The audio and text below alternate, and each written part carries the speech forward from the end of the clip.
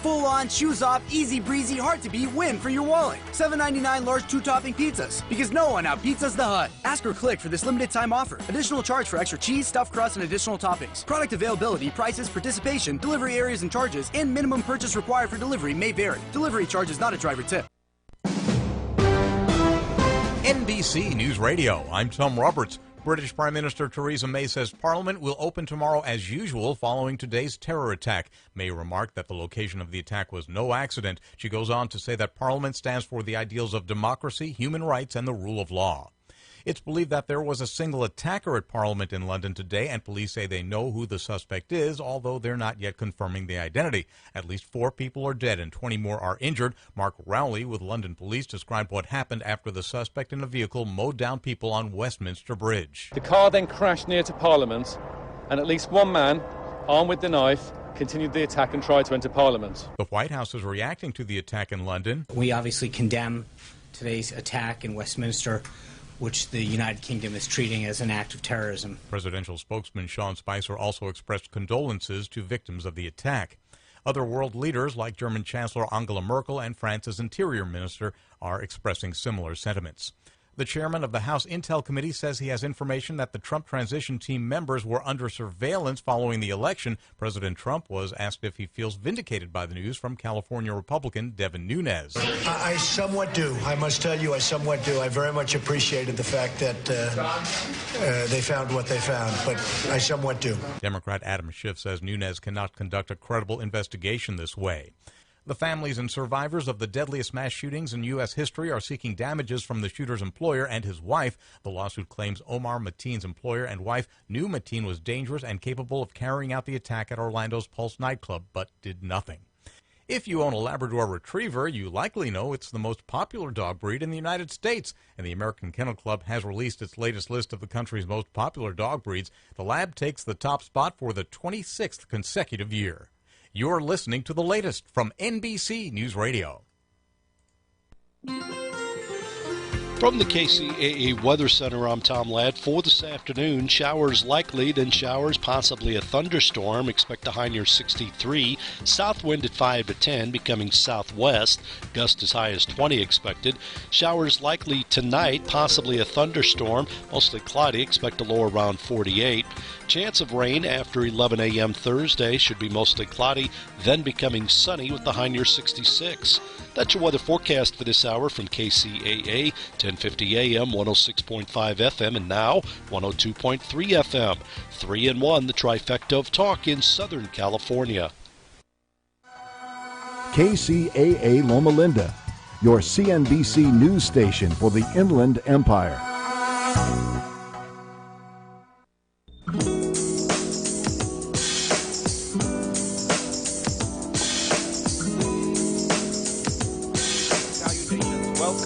What's it all about? This is Dr. Donald Jolly Gabriel, welcoming you to a new show. God only knows what we're going to talk about each week when we get together. Sometimes we speak about very strange things, and today I think we're talking about a very exciting thing. I do have a few items to take care of in terms of back office stuff and cleanup stuff. You know, we have a back line. The back line is area code 949-680-1915. That's area code 949-680-1915. The purpose of the back line is if you want to make any suggestions, ask any questions, or say anything you want to, but you don't want to do it on the air, you call the back line. We get the messages, we bring the messages to the show, and you are able to deal with stuff that you want to deal with us without having to reveal who you are on the radio. So, on the back line, one of the questions was, or statements or questions about what I said and why I said it and what you did about it. Talking about A1C. A1C is the measuring stick of the condition of your blood to determine if you have developed diabetes or not. And as you know, I've spoken about diabetes many, many times. And this caller called in and said, I'm calling you because I did what you told me to, and it worked. And here's what worked. A1C was 7.3, which is absolutely diabetic. And if he'd have maintained that level of hemoglobin A1C, he would have eventually had problems with his eyes, his heart, and his kidneys. His A1C now is 4.9, which is perfectly normal. And how did he do it? I called him and asked him. He said, well, I did what you told us to. And I said, what did I tell you to? And he said, you told us the evil demon from the deepest, darkest pit of hell was sugar. To give up sugar and don't put sugar in your mouth. And I have not put sugar in my mouth for 3 months. And you told us what to eat and what not to eat. We called in for the free list, best foods, first foods. We followed it perfectly. And I am now diabetic free, and I want everybody to know that. You can do it too. If you have type 2 diabetes, you can do it too. It takes a little bit of self-control. You got to do what you're supposed to do, and I've said it over and over again, do not eat sugar. So that's one of the items that we cleaned up. Another one was item 2 on the back line was you spoke about confession one time, and I didn't really get what you were trying to say. Well, this is what I was trying to say. Somebody said, why should we go to confession to a priest or a minister? We should just go to confess to God. And here's what I said. I said, when you go confess to God, you say, God, I want forgiveness for all my sins. I'm so sorry for everything, blah, blah, blah. You can cry and scream and whatever. But you haven't done yourself any good because you haven't identified anything. I don't care if you confess to your dog. You need to make an examination of conscience. You need to identify the things that you have done that you should not have done. You need to be able to make a particular judgment that you're going to do better, and you can't do better unless you know what the heck you did. So I was talking about the reason confession is so important is at least to tell us exactly what we've done that we lament, what we've done that we want to do better at, the things that we've done that we want to eliminate from our life. How are you going to get better if you don't identify what the hell you're doing? It's not going to work. So that's why I say it's very, very important to look at confession if that's part of your religious tradition. And if it isn't, and you want to go directly to God, that's fine. Do it. But first, examine your conscience, make a list of everything you have done that you need to work on, and start working on it. You get off your butt and you work on it. The third thing was, you've been talking about hyperbaric oxygen therapy and cancer. What do they have to do with each other? Does oxygen help cancer? The answer is yes, it does. In 1931, Otto Warburg, who was head of the Planck Institute in Germany, one of the largest, well, the largest at the time, medical research institutes in all of Europe, won the Nobel Prize in Medicine for discovering that cancer cells do not like oxygen. They don't like it. It inhibits their ability to replicate on their normal replication level. So when you have high levels of oxygen, what's happening is you're slowing down the rate of cancer cells. And that doesn't mean you're killing them off. It doesn't mean you're eradicating them and you get rid of them and you're curing cancer. It means you're creating a tool to help you in the war against your own personal cancer. And another thing that will accelerate the effect of oxygen, and remember hyperbaric oxygen, what we do, we can increase the level of oxygen in human blood by about 1,000% by the application of pressure in a chamber. Pressure, it's like going to Coca-Cola factory. You see them putting the Coke under pressure. And when it's under pressure, they're able to put the carbon dioxide, they're able to dissolve it in the Coke. Well, that's what happens in our body. When we're in the chamber, the pressure that we're under dissolves the 100% oxygen into our blood, which doesn't only normally get just 21% oxygen. So that's the thing. And there's something you can key with it, and that is called the ketogenic diet. Ketogenic diet. You look up ketogenic on the computer, and you'll find basically what it is. It teaches you how to eliminate sugar, because it's an evil demon from hell, from your diet. Eliminate it. And work on the carbs that become sugar, that become glucose and turn into sugar in your body. And then you use hyperbaric oxygen therapy, and you can accelerate the effect of the hyperbarics with the diet, and you can actually live longer. You can live longer. People say, can you cure cancer? Well, yeah, I think cancer can be cured if you're willing to do it, and you do many, many, many therapies that will help you eradicate the nature of the cells replicating so quickly. But that has to take a lot of discipline, and it's easier to take chemo and try to kill it as it kills you. Anyway, that's my answer to number 3. Number 4, is the best foods, worst foods list still available? Yes, it is. It's free of charge. just simply call the back line, 949-680-1915, 680-1915. I say it a lot because who has a pen and pencil ready, paper ready to write anything down on? So I'll say it through the day, through the show. Area code 949-680-1915. We have a guest with us today that probably will shock some of you, and I hope so, because I love shock value.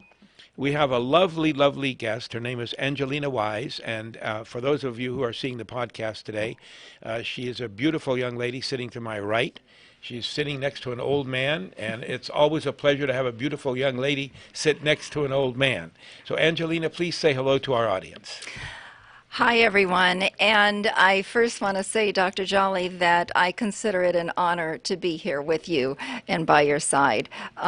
You have meant so much to so many people, and I'm just really appreciative of that and very excited to be here. So thank you for asking me. Well, we're excited, too, because you're going to give us a revelation, and we need to have this revelation. You have worked on a book that is soon to be published, right? Yes, I have. And I am going to ask you to say the name of the book. Everybody get ready. It's a very exciting name. You've never heard such a book before. Can we have a drum roll? Yes, a drum roll. The title of the book is Catch My Bastard. Catch Your Bastard? Catch My Bastard. Do you have a bastard? I did. Oh, my goodness. I don't anymore. Tell us about what is a bastard? Well, a bastard is a serial cheater. As defined in my book, a bastard is a serial cheater. And there's a difference between a cheater and a serial cheater. I define that in the book. A cheater is somebody who maybe has fallen into indiscretion and didn't mean for it to happen. They fell in love with someone, or it was the heat of the moment. It was a one-time error, mistake, and they end up feeling really bad afterwards. They confess, and they are remorseful, and they throw themselves back into the committed relationship and work on mending things and repairing things. That differs from the serial cheater, which I term as a bastard, in that the serial cheater is somebody who willfully and deliberately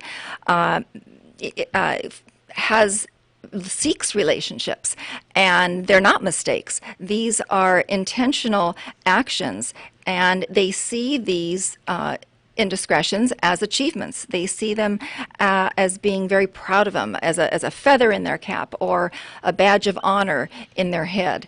And they don't feel badly about it. And they repeat this over and over again. When I first started out writing this book, I thought, well, I needed a good definition of a serial cheater. And I went to the dictionary, and there wasn't a definition of a serial cheater. So I thought, well, we all know what a cheating spouse is in a relationship, and I took a look at what Merriam-Webster said for the term serial. And serial is described as something like performing a series of similar acts over a period of time. Now, you put those two together, and I guess that does give a very basic definition of a serial cheater. In the book, there is a much more technical definition that was developed. I won't bore you with that here today, but I think that the most important thing is for listeners and for people to be clarified on is the differentiation between a cheater versus a serial cheater. Intents are very different. The intent of an isolated act of indiscretion was not a willful intent. Typically, the intent of a serial cheater is very much so. They are out seeking relationships outside of their committed relationship. There was a story one time of a young lady, and she was married, and of course, cheaters can be male or female.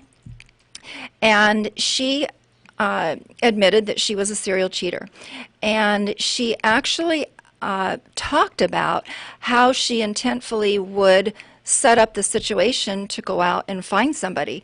And she said, I know I'm attractive. I know that I have a witty sense of humor. I know the bars to go to, and I know the conversations to have. And I even know what drink to order that would pique his interest to get a conversation going. So that is a typical scenario of a serial cheater. Now, for men who serially cheat, their story usually is a sob story. Because women are really good at falling prey for that. Women are nurturers, and so they tend to respond to that sort of thing. So serial cheaters have this whole scientific plan that they follow to look for their prey. Now, I think it's important that we understand that a consensual, open relationship is not the same thing. It's not serially cheating. That type of relationship, both people in the relationship have agreed to see other people. It's not that I condone that type of scenario, but there is something significantly different than in that situation, and significantly more honest in that situation than there is with the serial cheater who does it deceitfully and behind closed doors and lying and manipulating. Amen. That's so true. Angelina, tell us about you. You are a what? I am a professor. Professor. Among other things, I am a professor, and I have been teaching over 25 years in healthcare and research. You started when you were 3? I started when I was 3. Good. Yes, I did. Thank you for that. And my topic today of serial cheating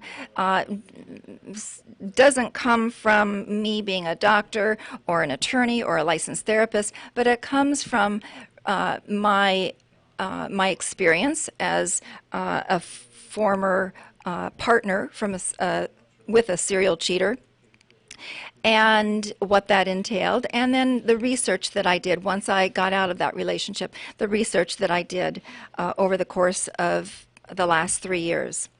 We know that cheating crosses all genders and socioeconomic groups.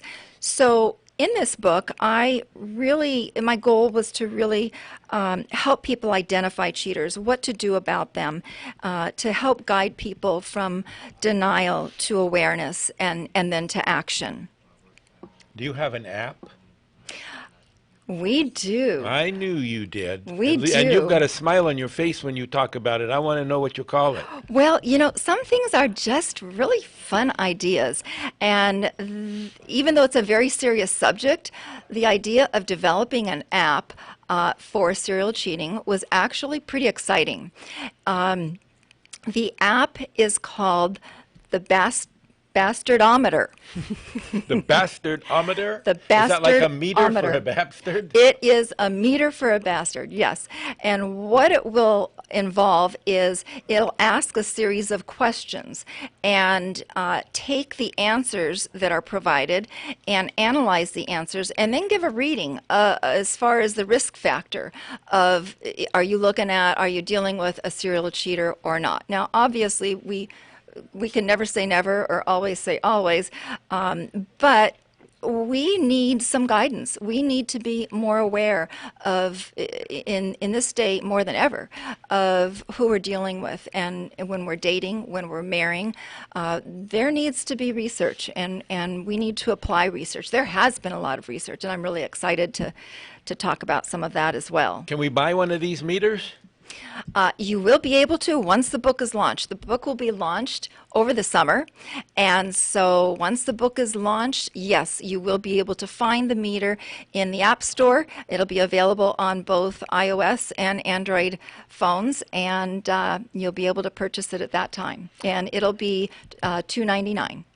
Well, $2.99. $2.99. That's a cheap bastard meter. Good price. People need it. We wanted to make it available for people. People need it. I love it. You're going to open up a whole new plethora of opportunity. I like that very much. I want to know what prompted you. Why did you want to write a book? And the book is called Catch My Bastard, right? Mm-hmm. Okay, Yep. I want to know why did you write this book? Well, Dr. Jolly, as I mentioned, I was formerly with a serial cheater, and I entered the relationship when I was young. I was in my early 20s, and I actually came from a very a family with very good morals. I was sort of raised in a bubble. I wasn't real street smart, and so when I went to choose a mate, I didn't have any guidelines. I really wasn't given the skills and the tools to discern personality, character flaws, personality pathology. And so I thought everybody out there would be like my father. And that was the furthest thing from the truth. And I found myself in a relationship that I did have many red flags about. And every time I asked or put forth any questions, confronted, I was shut down. I was stonewalled. I was made to feel like that's absolutely ridiculous that you could even think that. And so when you live in that type of environment that has very little bonding, very little sharing of in-depth feelings, you tend to go into a survival mode, and that's what I did. I didn't ignore red flags. I tried to confront them. But it was just never enough. He was too good.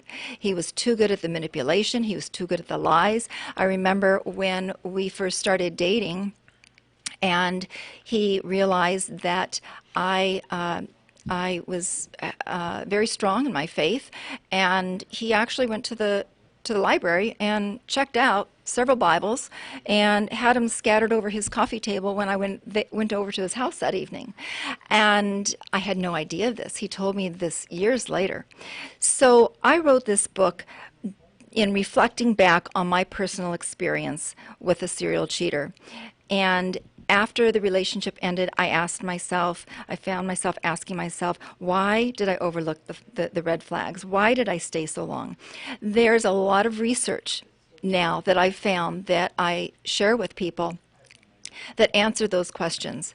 It's not just because we're weak. There's actually physiological mechanisms in place in our brains that can actually encourage us to stay away from pain and stay in a situation. The good news is there's lots of new evidence-based scientific information, and in the old days in medicine, Dr. Jolly, we used to always do things because it was the way that it was always done. And we don't do that anymore. We now base our practice on evidence-based practice, evidence-based protocols, and we have much better outcomes. We know there's research, it's backed by research. And the good news is for people who think they might be in a relationship with a serial cheater, is there's information that I will share with them that actually will be very helpful for them navigating this confusion. Well, yeah, that's a very interesting story. And you know what? Your name is very interesting. Dr. Wise. I like that name, Dr. Wise. Well, I'm not exactly a doctor, but thank you. Dr. Wise. So tell me a little bit about what you want this book to accomplish. Okay. I think that not because I wrote the book, but because the book needed to be written, and because of the information that is currently out there that didn't used to be as far as science and research. I want the book to help women and men, but my direct audience is to women, to, if they feel that they possibly are in a relationship that they question, that they're uncomfortable with, that something just doesn't seem quite right. It doesn't look like another couple's relationship that you can really tell that they have a solid, deep level connection. I would like that person to just take a look at the information, see if this information can help them. Denial, I found that denial is a coping mechanism that gives us time to adjust to distressing events, and that's a very good thing. It's a protective mechanism. But staying in that denial for too long of a time can actually interfere with treatment and recovery. So part of the science that I was telling you about, Dr. Jolly, is there's a book that's entitled Willful Blindness, and it's written by a woman called Margaret Heffernan, that's her name, and she describes in the book how people are capable of ignoring major threats in their life to avoid pain. And she goes into the physics of it and how it happens, but it was fascinating to me to read that book, and I share this information with people in my book as well. In addition to that, there are neuroscientists at the University of London that have found neurobiological reasons why people stay with a cheating partner. So it's just fascinating that this is being explained now. I think it'll be very empowering for women because it will I hear so often, I felt like such a fool. I stayed in the marriage for so long. Why didn't I see these red flags? I had a friend tell me one time that she was in a long-term marriage and her grown sons, after the divorce, her grown sons told her, Dad was cheating on you for most of the marriage. And she felt awful. She felt like, why was I such a fool that my sons had to tell me? Why didn't I see this? And how horrible is that for someone to tell his sons, but don't tell mom that I've got this mistress? So that did some damage. And I think that the explanations now that we're finding through scientific research of this is what happens, this is how we can ignore it, this is how we can overlook it, and this is why we stay, and they're protective reasons. But with that being said, we also have to learn to move on, learn to come out of denial, and learn to be aware and discern what's going on. Actively glean what you need to know to make an informed decision, and do it as soon as possible, because if you wait a long time, you're going to be in pain for many years if that's the case.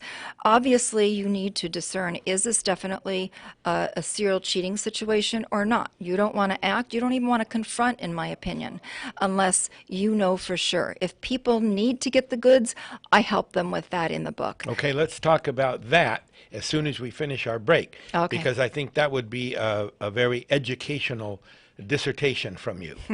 So this is break time. Dr. Donald Jolly Gabriel signing off for about 3 minutes. We'll be back. This is KCAA Radio, 1050 on your AM radio dial. And 2 FM stations with us now, 3 stations simulcast. See you in a few minutes.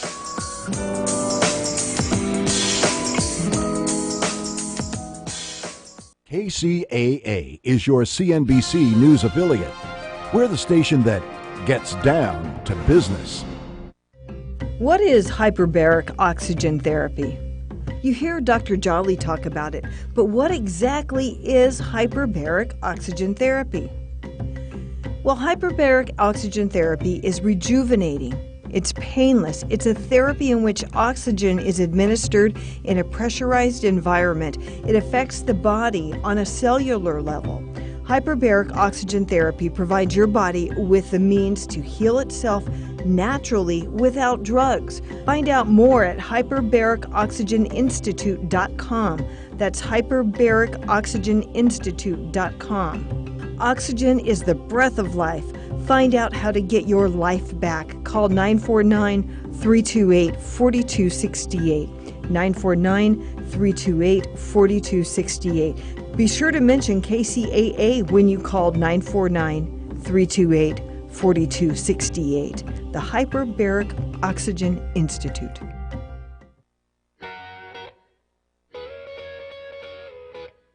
Education is a right, not a privilege, and is the civil rights issue of our generation. And Latino students disproportionately bear the crux of our educational crisis. So are you ready to make a difference? Then raise your hand, step in, and get involved. The campus of Cal State San Bernardino is pleased to host the annual LEAD Summit, along with hundreds of viewing sites across the nation and globe, working together with our media partners to raise awareness and enhance communities' educators, administrators, leaders, parents, and students. Please join us on Thursday, March 30th for the 8th annual observance of Latino Education and Advocacy Days as we convene those sharing a common interest and commitment to the educational issues that impact Latinos. For more information, please visit leadsummit.csusb.edu. leadsummit.csusb.edu.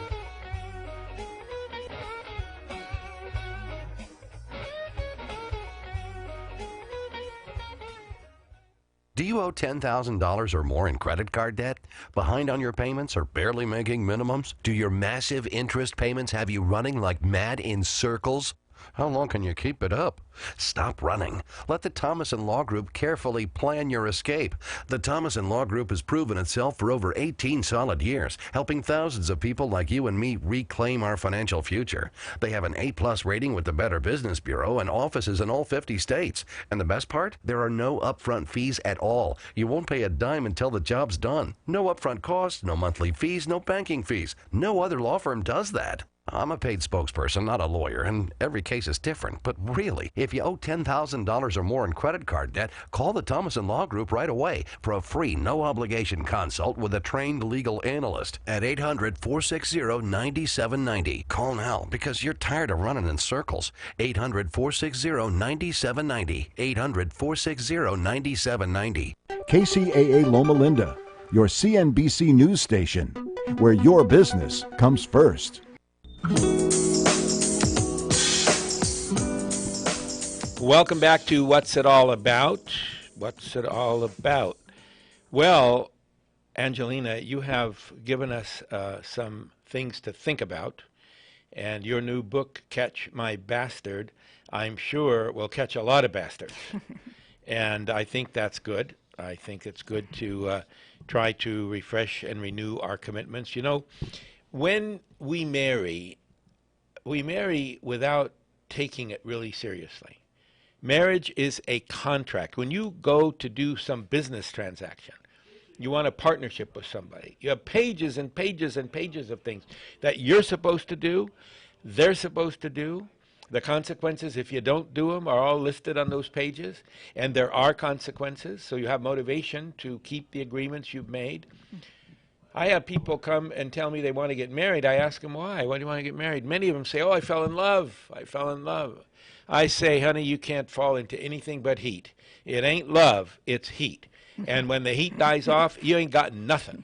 Yes. You need to make an agreement. There are some cultures in ancient times or past times that would take this so seriously, they would sit with their rabbi or their minister or their priest or their whoever it is that guides their spiritual life and make a contract. They'd make a contract. The intermediary would ask them what they want and expect from each other. And they would tell, and they would agree to do it. And in some of these cases, they would make a contract and actually put it by the front door of their house. Contract, some of the ones that I've seen, the ancient ones, old ones, were big, big pieces of paper with the writings on it of the agreements of everyone, Wow. of the two people. And they would plaster that on the walls. Every time you walked out of your house, you remembered those. Now, some of them were pretty bizarre. Some of them were pretty bizarre in ancient times. You know, some of our marriages are pretty bizarre. But at least they recognized that the nature of marriage was an agreement that need to be kept. If you don't keep agreements, life doesn't work. And I'm telling you something. Every single thing in reality has an agreement to keep. The universe has an agreement. The sun stays in the same place and keeps burning and exploding constantly, or we would all be dead. The gravitational pull and force of all the planets and heavenly bodies keep everything going, keep everything twisting, keep everything a distance from each other so we don't collide. Everything is by agreement. If the agreement between the sun and the earth is broken, we're finished. We're gone. Well, if an agreement in a relationship is broken, something needs to happen. There has to be renewal of the relationship. Honesty in a relationship. Otherwise, it is absolutely a sham. And I don't think anybody should be subject to living in a sham condition. One thing I want to do is, just in case any of you have any questions from Angelina about her book, about bastards, about how to catch your bastard, you're welcome to call her. And she'll be able to talk to you right now on the air. And our call-in number is 1-888-909-1050. So grab a pen if you didn't have a pen or a pencil, or prick your finger with blood and write it in blood, and get a piece of paper. And the number is area code 888-909-1050. And I'm going to say it again. So if you don't have your pen, get it. Angelina will be happy to address issues with her. She's been through her own bastard chase, and she's a good chaser and a catcher, right? Oh, I've become very skilled at that. Very skilled. Oh, I like that. You're a skilled bastard chaser and catcher. My ex has no clue how skilled I am. Well, that's smart. You got to be skilled. So I'll give you the number one more time. 888-909-1050. 888-909-1050. 888-909-1050. If you have any questions of Angelina, please feel free to call. So tell us more. Okay. Thank you. Sometimes people have asked me, tell me how I can recognize a bastard. And again, a bastard, for the purposes of the book, is defined as someone who repetitively seeks relationships outside of their quote-unquote committed relationship. So they ask me, how do I identify a bastard? And I say to them, well, there's lots of reasons why someone becomes a bastard, why they become a serial cheater. And it can be anywhere from some people quote the nature versus nurture theory. Some people talk about the flaws in character theories, personality disorders. But a lot of the information has found that a serial cheater has some childhood trauma in their background, and they tend to self-medicate themselves. I go into that in the book a lot more, but as far as traits and signs of a serial cheater is gender agnostic, as we've discussed. A serial cheater lacks that emotional ability to connect with people at a deeper level.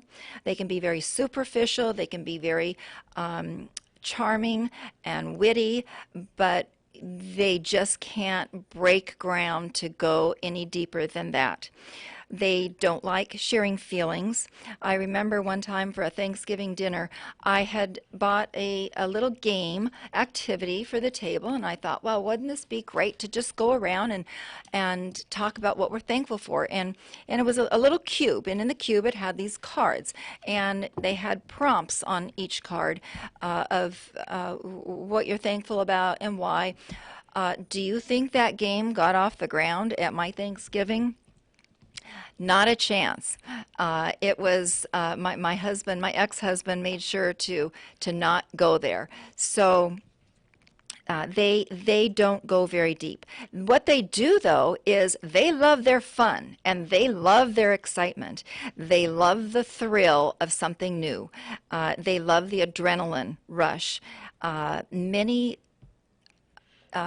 serial cheaters have addictions.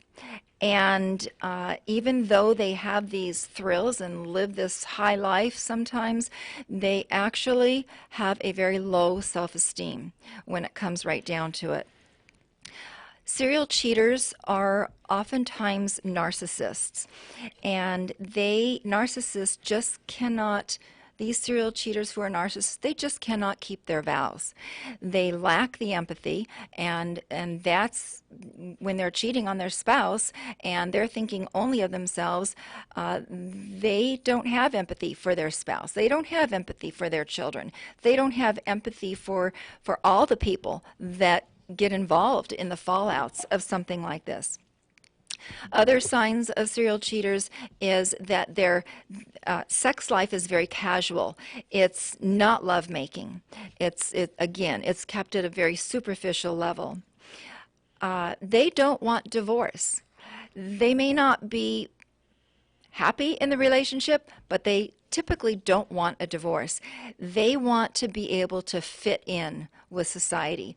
They want to be able to go to that Christmas business party with a husband or a wife and look like a normal couple. They want to have a picture of their family with their husband or wife and children on Facebook.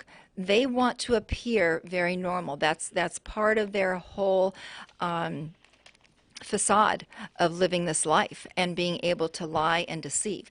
They may look like a totally normal, nice guy or a great woman from exterior view. Angelina, could you help somebody identify this person who's behaving this way? If somebody came to you, read your book, and said, "Hey, I want a little bit of help from you. I think I have a thing going on." What would you do? What would you say to them? Absolutely. And that's part of what this app is going to be about. But what I would do is I would sit down with the person and talk to them, find out what the red flags are. Excuse me. Find out what the red flags are, how long it's been going on, and find out a little bit about them too. We don't want it to be a reflection of our insecurities. We want to make sure that we are objectively evaluating the personality traits.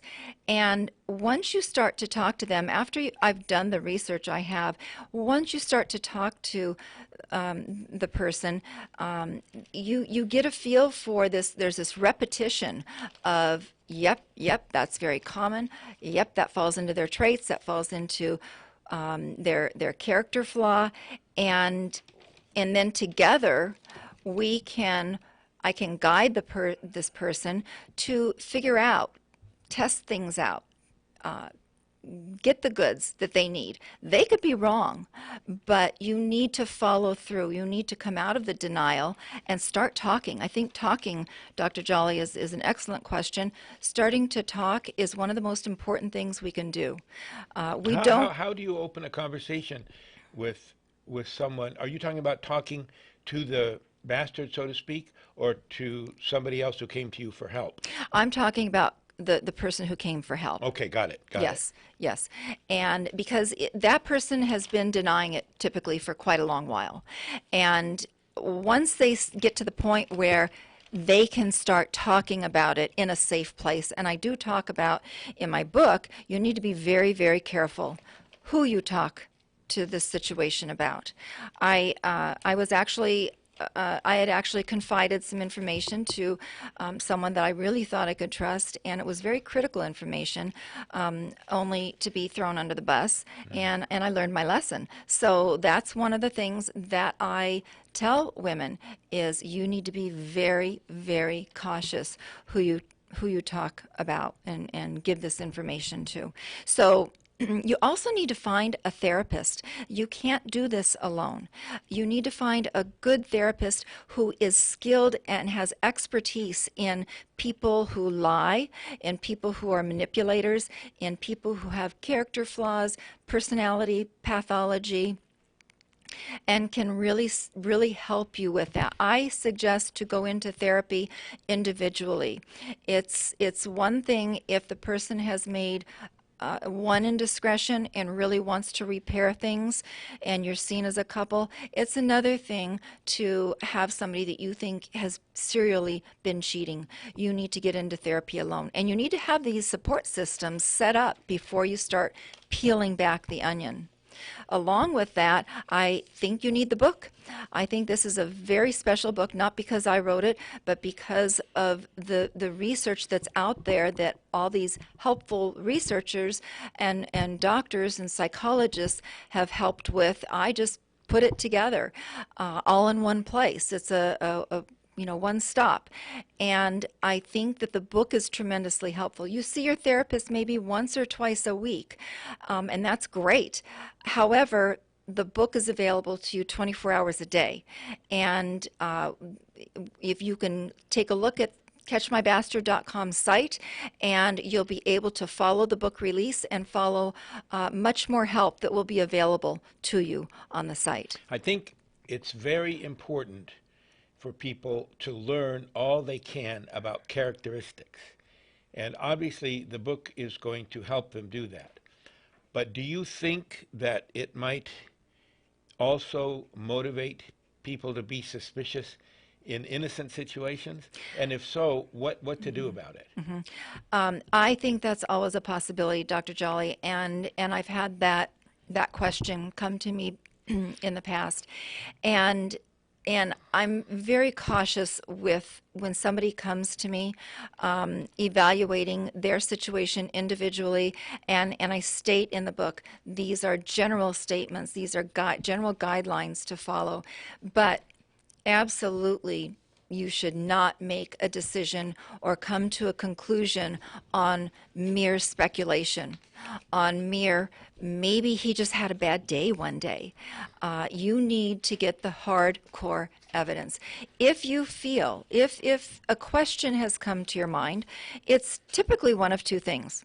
It's typically that you're insecure for some reason about the relationship and need to work on that, or you have reason to have suspect, and in that case you need to go down that path and discover is there anything to this or not. And again, I don't recommend confronting a spouse unless you have some pretty hardcore evidence, because number one, a serial cheater is not going to confess to you that yes, they have been. They lie. That's what they do best, and they manipulate and they turn things on you.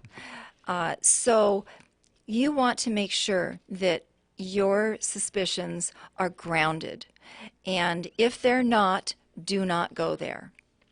Well, I think what you are saying today to us, all of our listeners, to myself, is a very interesting thing that's compelling. It opens people's eyes because it's happening, I hate to say everywhere, but it's happening almost everywhere, isn't it? One way or another? It is. And, as far as the data that's out there, there is, the stats don't always help us very much with this, because if cheaters are good at lying, then how can we expect them to tell the truth, even in an anonymous setting, whether they've been cheating or not? So we have some data, but it's difficult to know how reliable it is. And so what I tell people is, I ask them a question, and I ask them, have you ever been cheated on repeatedly? Or have you ever known someone, a friend or a family member, that's been cheated on repeatedly? And what I've found is the answer is almost invariably yes in our society today. And this suggests to certain researchers like Dr. Todd Eller, who has been a consultant on the book, that the issue of serial cheating is of pandemic proportions. I wouldn't be surprised if your listening audience today, Dr. Jolly, the average listener right now, knows at least two people in their life, maybe including themselves, that have been touched by serial cheating. So how common is it? I think it's as common as cancer. It's very common. It's very common. I taught a class at UCLA a while back, and we created a term to really be able to say what something is in terms of a process, or I called it a disease. And I said, well, too many people have a disease called terminal acute hornitis, terminal acute hornitis. And you know what that means, of course. So, you know, the problem is that we let our feelings, our emotions, Yes. our sexual urges Yes. override what should be our agreements. And it's sacrificial to save yourself and those intimate acts for the one you're committed to. That's the way it's supposed to be. But in our process of getting married and preparing for marriage, we don't usually, enough people don't usually go through a process of really preparing, of talking about these things. Absolutely. Of putting them on the table, and also other things. I had counseling cases over the years that are so ridiculous because people didn't. I had almost 2 divorces over what to do at a holiday. Go to bride's parents' family or groom's parents' family and the arguments and the whatever. And I tell people, make an agreement before you get married what you're going to do. There you go. And I've told some couples, don't go to anybody's house on the holiday. Do your own thing. Go to the homeless center and work your ass off if you want to. And tell your parents, okay, mom and dad of the bride, we're going to spend a whole weekend with you the weekend before. And the other side of the family, we're going to spend a weekend with you or a night with you or take you out to dinner the night after that or the week after that or whatever, so that you have agreements and you don't have to fight and argue and make tension over everything. Because that kind of thing can lead people to seek solace in their sexual, emotional, whatever you want to call it, proclivities, right? Absolutely. So Absolutely. let's wise up. We're almost ready. How many, Mr. Producer, how many minutes? 6 minutes? Holy Moses. Do you want a minute or two to say some last words? Sure. Go for it. I'm never at a loss for words. As far as, I love your idea of contracts, Dr. Jolly. I think there is something about writing something down, understanding. It's like if you're going to have a surgical procedure, you have an informed consent. Amen. and you sign that. I understand. I see this and I understand it and I agree to it. I think that is a great idea. I think that we need to bring back we need to maybe not so much bring back, but provide guidelines, provide protocol for people, and teach people that it's not just a floundering experience. You need to get serious about how you're going to find a mate, who you're looking for, who you're not looking for, what are the red flags, and that is becoming more and more critical every day we live on this earth. So I love that idea. And as far as advice for people, I'm very much looking forward to working with people and helping them through the process that I went through, and bringing them to the point of getting to the other side of the tunnel, getting to the point where they can actually live a full and abundant life. Amen. Yes. That's amen to me. Yes. All right. I hope everybody understands what catch my bastard means.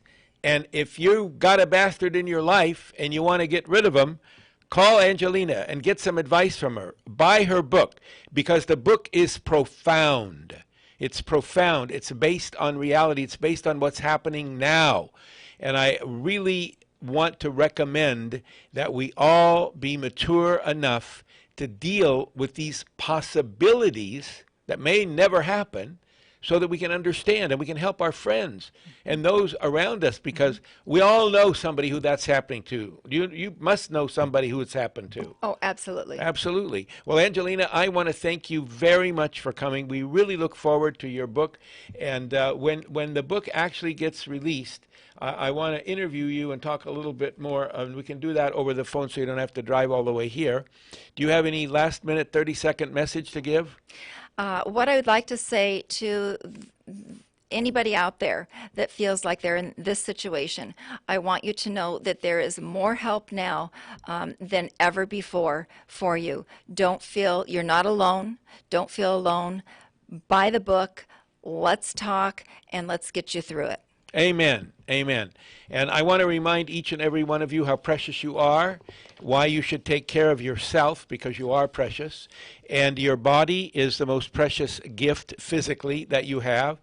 Take care of it. Remember, sugar is an evil demon from the deepest, darkest pit of hell. Keep it out of your mouth. Don't let it into your body. Remember, you are responsible for your life and everything you do.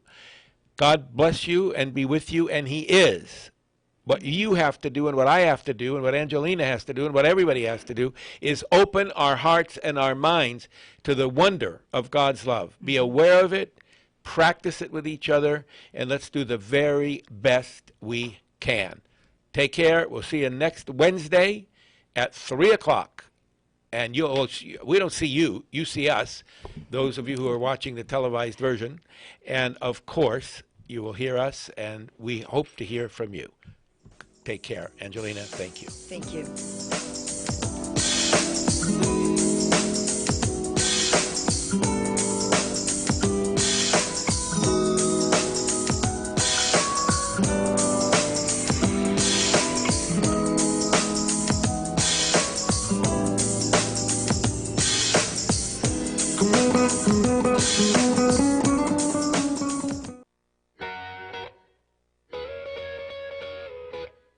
Education is a right, not a privilege, and is the civil rights issue of our generation. And Latino students disproportionately bear the crux of our educational crisis. So are you ready to make a difference? Then raise your hand, step in, and get involved. The campus of Cal State San Bernardino is pleased to host the annual LEAD Summit, along with hundreds of viewing sites across the nation and globe, working together with our media partners to raise awareness and enhance communities' educators, administrators, leaders, parents, and students. Please join us on Thursday, March 30th for the 8th annual observance of Latino Education and Advocacy Days as we convene those sharing a common interest and commitment to the educational issues that impact Latinos. For more information, please visit leadsummit.csusb.edu. leadsummit.csusb.edu.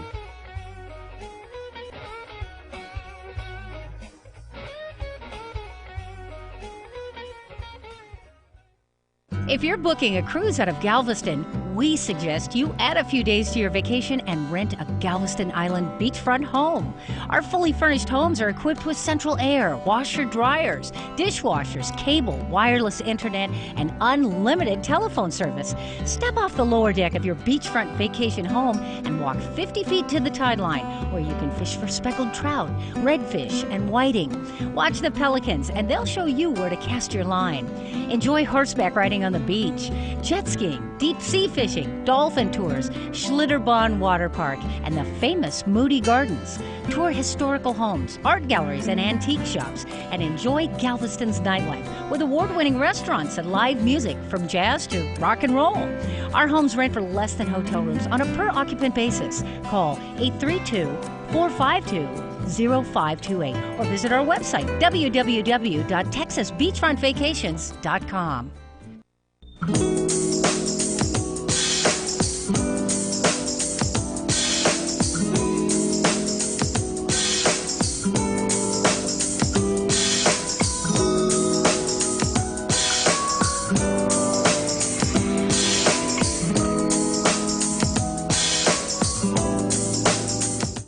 KCAA Loma Linda, 1050 AM, 106.5 FM, and now 102.3 FM.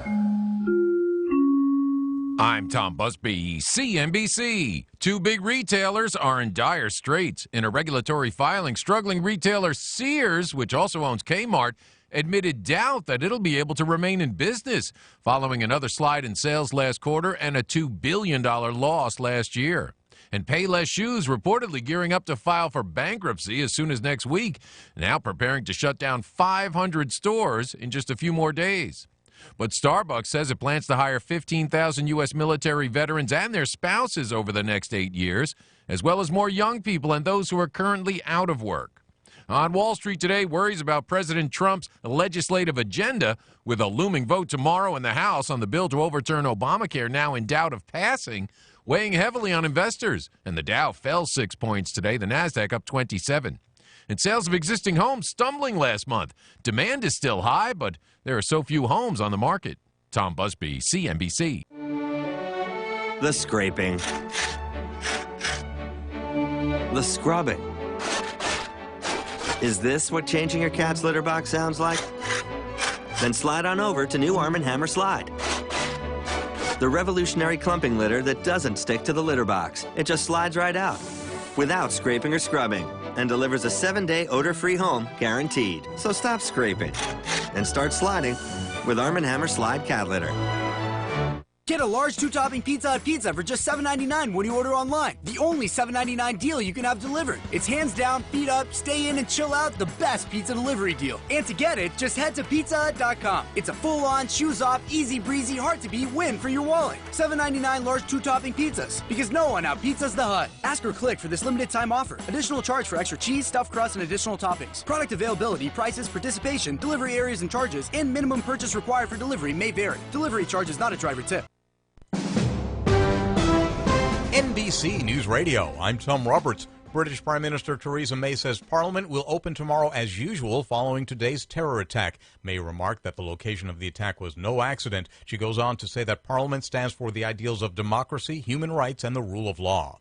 It's believed that there was a single attacker at Parliament in London today, and police say they know who the suspect is, although they're not yet confirming the identity. At least 4 people are dead and 20 more are injured. Mark Rowley with London Police described what happened after the suspect in a vehicle mowed down people on Westminster Bridge. The car then crashed near to Parliament, and at least one man, armed with the knife, continued the attack and tried to enter Parliament. The White House is reacting to the attack in London. We obviously condemn today's attack in Westminster, which the United Kingdom is treating as an act of terrorism. Presidential spokesman Sean Spicer also expressed condolences to victims of the attack. Other world leaders like German Chancellor Angela Merkel and France's Interior Minister are expressing similar sentiments. The chairman of the House Intel Committee says he has information that the Trump transition team members were under surveillance following the election. President Trump was asked if he feels vindicated by the news from California Republican Devin Nunes. I somewhat do. I must tell you, I somewhat do. I very much appreciated the fact that they found what they found, but I somewhat do. Democrat Adam Schiff says Nunes cannot conduct a credible investigation this way. The families and survivors of the deadliest mass shootings in U.S. history are seeking damages from the shooter's employer and his wife. The lawsuit claims Omar Mateen's employer and wife knew Mateen was dangerous and capable of carrying out the attack at Orlando's Pulse nightclub, but did nothing. If you own a Labrador Retriever, you likely know it's the most popular dog breed in the United States, and the American Kennel Club has released its latest list of the country's most popular dog breeds. The Lab takes the top spot for the 26th consecutive year. You're listening to the latest from NBC News Radio. What have I learned so far? I've learned that dropping out of high school was my decision. But as a single mom, that decision affected more than just me. To set an example, I had to be the example. I found a free high school diploma program at Learn for Life that fits around my busy life. I have a team of teachers, tutors, and counselors that really care. I learn at my pace in an environment that is safe and comfortable. What have I learned so far? I've learned that I can change my life. Are you 14 to 19 years old and looking for a free high school diploma program with flexible meeting times? This program allows you to keep your job or important family responsibilities while earning your high school diploma. If you've fallen behind on credits or dropped out of school completely, get back on track with free tutoring, a caring faculty, and one-on-one attention. For more information on how to reach your graduation goal, visit learnforlife.org. That's LEARN, the number 4, LIFE.org. Or enroll today by calling 877-360-LEARN. That's 877-360-LEARN. If you're looking for a full or part-time sales position and you have radio, TV, or print media experience, KCAA has a great opportunity waiting for you that pays the highest commissions in the market. KCAA is the only station in the IE that broadcasts on 3 frequencies, so advertisers receive 3 ads for 1 low rate. This makes KCAA a must-buy for every local business. If you're interested in a sales position with us, call 909-885-8502 or email ceo@kcaaradio.com. Are you thirsty for books that will fill your soul with wisdom, joy, and inspiration? Then take a refreshing and nourishing drink at Alice's Quiet Mind Bookstore, located in the heart of the Agape International Spiritual Center in Culver City, which incidentally was recently featured on The Today Show. From From aromatic soy candles to best-selling authors like Dr. Michael Bernard Beckwith and a whole host of other visionaries, Alice's Quiet Mind bookstore has everything to soothe your body, spirit, and soul. For more info and directions, visit agapelive.com today. KCAA.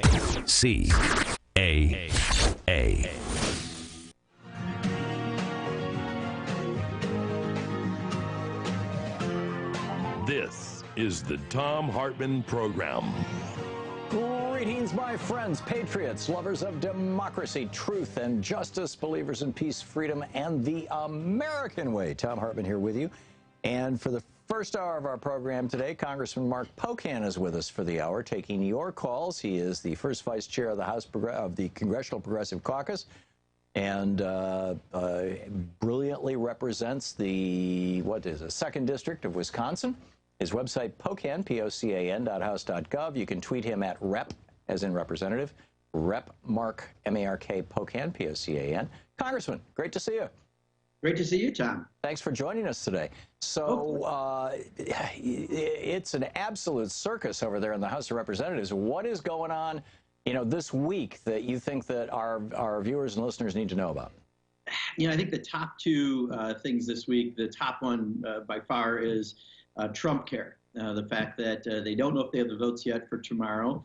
This has been an unprecedented rush to try to pass something under the guise of health care. But I would argue, really, this is one of the largest transfers of wealth we've had in modern history. It's a $600 billion tax cut to the wealthiest in this country, insurance companies, big pharma.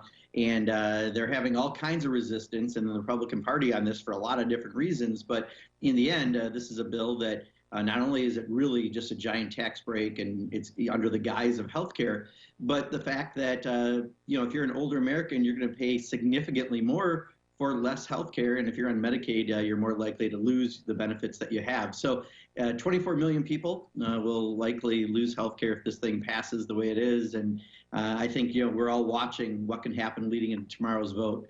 The other thing I think of significance was Monday when FBI Director Comey said a couple of things that were interesting. One, that absolutely no way President Obama was tapping the wires of Donald Trump, as Donald Trump continues to put out there. And, we're actually right now leading a letter that we're going to be releasing probably tomorrow or Friday that is demanding an apology. It's time that this guy, apologized to the former president for something so outrageous.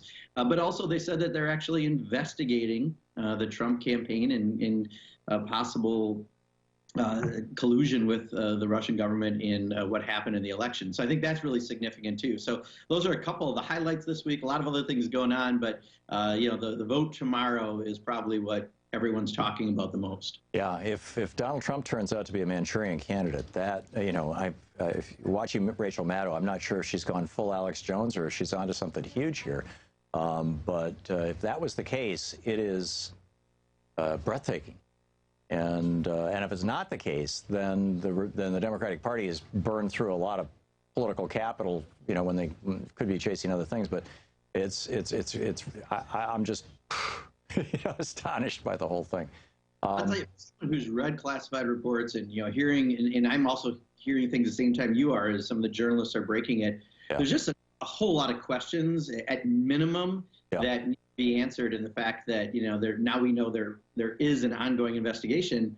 I mean, that's pretty significant. Well, and now you've got senators. I think Chuck Schumer came out and said this yesterday, that just like the Republicans said, well, there needs to be a rule that if the president's in the last year of his administration, he can't really appoint somebody to the Supreme Court. And Schumer is saying, wouldn't an even more important rule be that if the president is under investigation by the FBI, that he can't appoint somebody to the Supreme Court, particularly somebody who might ultimately rule on his case if he gets prosecuted, convicted, and appeals it to the Supreme Court. And that seems even more cogent than, it's just his last year in office. Yeah, no, I agree. And, that's why I think it just, it's such an interesting time to be here, Tom. I mean, literally from week to week when we talk, things, so many new things come up. And, this has barely been, 60 days of the Trump presidency. Yeah. Now, with regard to Trump care, I've been calling it Chump care because, Trump stands in front of these big crowds like in Kentucky and whatnot, and they all thinks, and probably half of them are on Medicaid, you know? I mean, they're these are working people who are working minimum wage jobs. They qualify for Medicaid, particularly in Kentucky, where they expanded Medicare or Medicaid. And they've got to be chumps saying, yeah, tear it down, you know, but, you know, I realize that, you know, in the House of Representatives, you get some Republicans who are following, and, you know, mostly the cokehead, what I call the cokehead caucus. They call themselves the Freedom Caucus, I think. And but they're all funded by the Koch network in larger or smaller amounts. And David Koch ran for president in 2008 on a platform that said, and I quote, we urge the repeal, we favor the abolition of Medicare and Medicaid. We oppose any compulsory insurance or any tax-supported plan to provide health services. We also favor the deregulation of the medical insurance industry. And then they went on to Social Security. We favor the repeal of the fraudulent, virtually bankrupt, and increasingly oppressive Social Security system.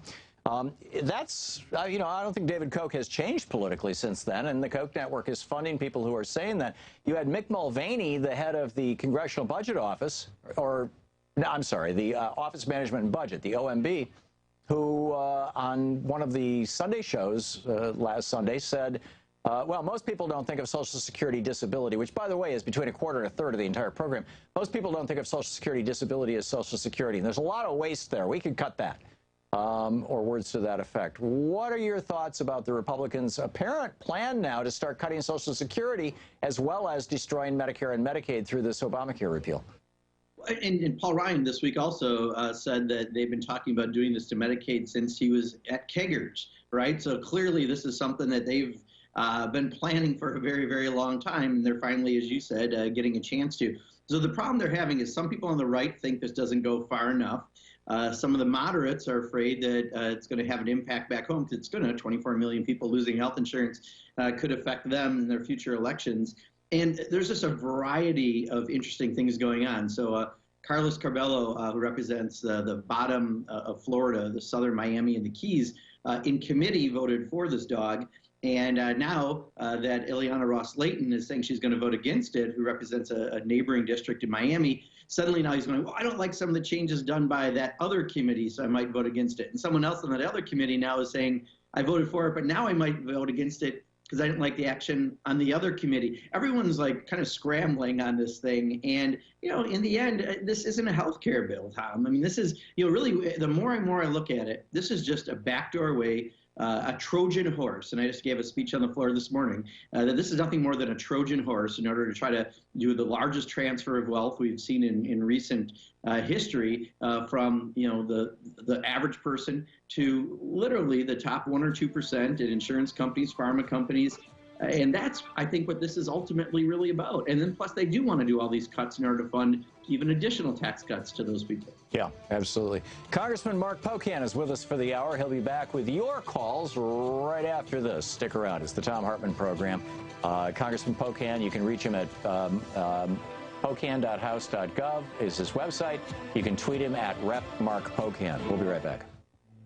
This is the Thom Hartmann program. Back with Congressman Pocan in just a second.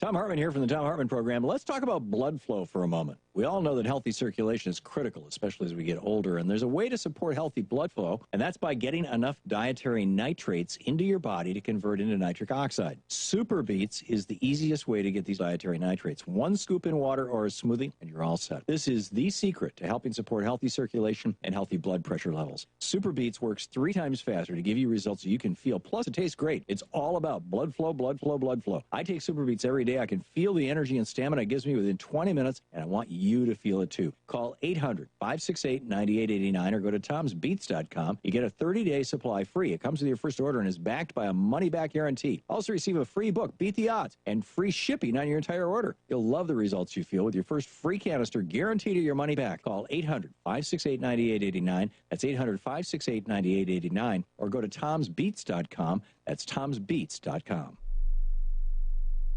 What can the wisdom of the 19th century provide for you? Turn back the clock with White House correspondent Ellen Ratner and renowned spiritualist Ann Gaiman to find out. In the new book, Self-Empowerment, 9 Things the 19th Century Can Teach Us About Living in the 21st, they shed light on history's greatest spiritual minds. Take a journey into history and healing with the masters of the 19th century as your guide. Self-Empowerment, 9 Things the 19th Century Can Teach Us About Living in the 21st, available through Changing Lives Press at selfempowermentbook.com.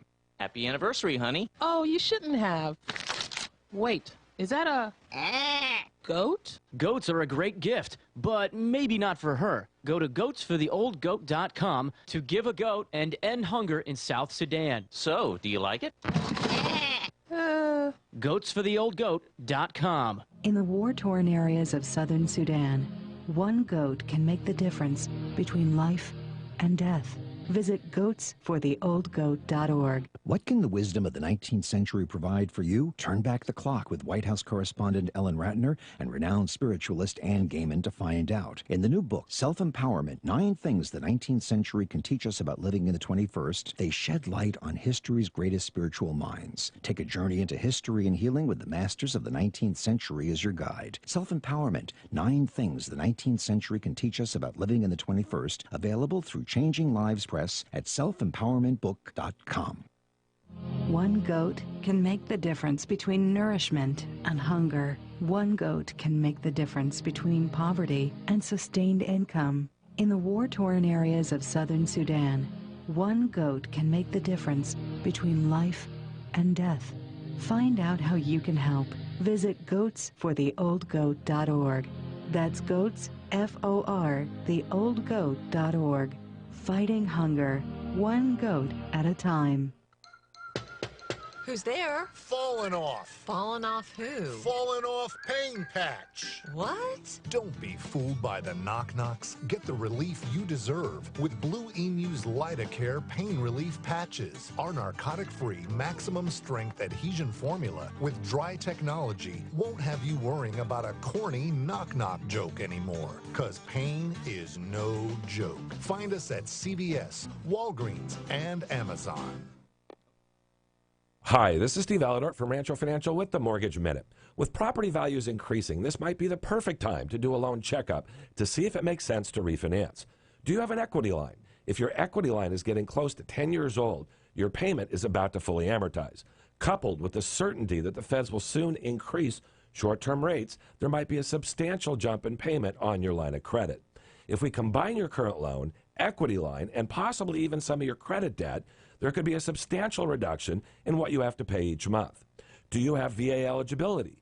VA will allow 100% cash-out financing. This may be a perfect time to use your eligibility. We can go 85% cash out with FHA or 80% with a standard conventional loan. There are many possible options that could make a huge difference in your monthly payments. That's why you need a loan financial planner to provide you with all of your possible options. Give me a call, Steve Alladort, at 888-563-1070. That's 888-563-1070, or go to loanfinancialplanner.com. Redlands Blueprint and Commercial Printing Company has been serving the greater Inland Empire for over 60 years.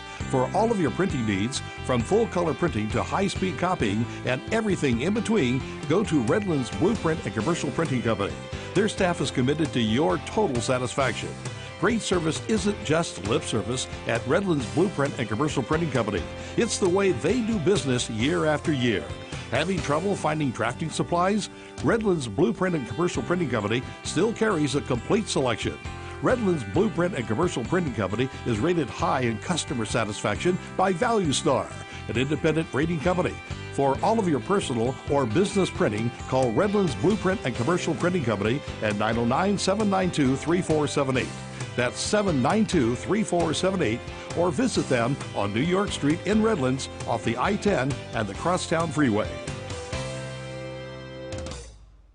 Hey, Bonnie, your ride is looking sweet, and that bumping sound. Yeah, Commish, thanks for your referral to Alan Ed's Auto Sound and their expert installations with custom sound systems. That's right, Commish. Alan Ed's has a wide variety of mobile electronics and accessories from car stereos to vehicle security, including complete interior and exterior upgrades, as well as a full line of restyling options for your car, truck, boat, or off-road vehicle. Alan Ed serves the Inland Empire and San Diego and Los Angeles counties. You can also catch Alan Ed's Auto Sound at upcoming events: Extreme Auto Fest, Hot Import Nights, OC Block Party, the Dub Show, the Lowrider Super Show, SEMA in Vegas, and also the LA Auto Show. Stop by the Alan Ed's Auto Sound booth and see our friend Alden Allen, the event coordinator and social media specialist. Check out Alan Ed's Auto Sound website at www.al-eds.com or call 888-900-8800. Alan Ed's Auto Sound. Big bump. This is KCAA. How he's going to be and how independent he would be. Rick in Wilmette, Illinois, listening to WCPT. Rick, you're on the air with Congressman Pocan. Hi. I just wanted to propose a word change in response to the Republican vocabulary on health care. I continue to hear the speaker use the word choice, and that the proposal offers the word choice to all Americans. I'd like to propose that every time they use the word choice, we substitute the word confusion, because that is what healthcare presents to us whenever we try to access health insurance. You mean? Yeah. Health insurance. That's what health insurance provides to us. I spoke to someone I know who is confronting surgery and is utterly confused by the options that she has in the insurance market. Yeah. You know, Rick, I think you make a strong point. I mean, part of our problem is I rewatched the Paul Ryan presentation, his little rolled up sleeves PowerPoint presentation, and you would think he was talking about a completely different document than the Congressional Budget Office scored, because everything he said, from the choice discussion to less costs in healthcare and all the rest, is completely, in bizarro land, right? It's the opposite of what's true. What I think we're learning more and more is it's not just that older Americans are going to pay more. And in fact, in some cases, if you're a 62-year-old farmer from Janesville, Wisconsin, which is in Speaker Ryan's district and in the county that he and I share, you're making $26,000 a year. Your health insurance could go up to, your portion is $14,000 from a current $1,700. That's a 750% increase out of this bill. So healthcare is certainly not more affordable. 24 million people are getting dumped off of it, so it's certainly not more accessible. And in the end, what they don't really want to talk about, and I think we need to talk about a lot more, is the $600 billion that they're transferring, half of it alone to the top 2%. And then the rest goes to insurance companies and big pharma and medical device companies. So, this is really what Paul Ryan's about, right? Tax reform. And I think what I'm finding is this really is a Trojan horse. They're telling us it's health care, and in the reality, it's the exact opposite, because it's taking health care away from people. But then it slides in these giant tax cuts. They're just the beginning of this whole process of tax reform to make it so that we're giving money that would come from the middle class and those aspiring to be in the middle class, and goes on up. Darcy in West Palm Beach, Florida. You're on the air with Congressman Pocan. I'm really grateful to both of you. My question is, do you think we'll be able to handle the threat from North Korea with everything that's going on? Yeah, hi, Darcy. Thank you for that question. I'll tell you, and this isn't I usually try to give more positive answers, but I'll tell you, if there's one thing I worry about the most with Donald Trump, is that he gets up at 4:30 in the morning or 5 in the morning, sends out a 140-character tweet, because you get the information often when I do, and we get this tweet at the same time, and he says something that, sets off Kim Jong-un or someone else, and we have an international incident. It's pretty hard to put that genie back in the bottle. And, right now they're doing a lot of tough talk from a guy who's got zero experience in this area. And, he wants to be seen as tough. He wants to beef up the military, $54 billion at the expense of everything else. This is a scary scenario for someone to have such little experience, but such a huge ego and such a fragile ego. Those are the things they worry about the most. So, while I think there are plenty of good people, honestly, in both parties who don't, want us to get into a situation in North Korea, I worry that, as commander-in-chief, he's got some unique potential to cause serious problems. Yeah.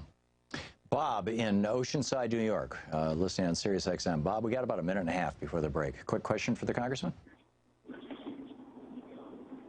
Bob? Okay, let's try Rich, listening on Sirius and Cedro Woolley. Same instructions, Rich. Congressman, I've been of the opinion for several years now that the war on drugs is actually a gun-running operation of third world despots and boondoggle for the arms industry. How true is that? Can we get the program audited, and can we re-domesticize some of those funds for education and treatment? Thank you. It's a lot in the amount of time, but let me say this. I agree with you. I think our drug war has largely failed this country on multiple fronts. I was just meeting with the president of Honduras, where we were questioning him on some human rights violations for people internally in the country, and his answer came back that there's all these drug dealers, and even the Catholic Church is involved in drug dealing, and it's, of course, because they're trying to get a bunch of funds from the U.S. government. And, I think often we use the DEA to be a piggy bank for a whole lot of other operations that go into other areas militarily. So there's plenty of reasons why we need to have a complete rethinking of the war on drugs. So it's even spread beyond our borders, where we've inflicted our war on drugs in our central and southern neighbors.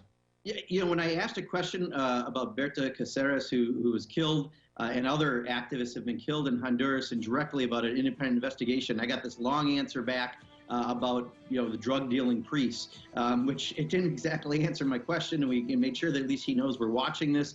But more importantly, this is how they justify money, and we have Republicans in the room, and they often say, yeah, you need money for this.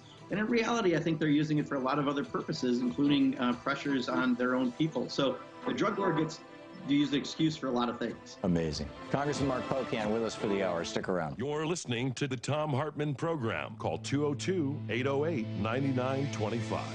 His website, pocan.house.gov. You can tweet him at Rep, as in representative, Rep Mark, M-A-R-K, Pocan, P-O-C-A-N, Rep Mark Pocan.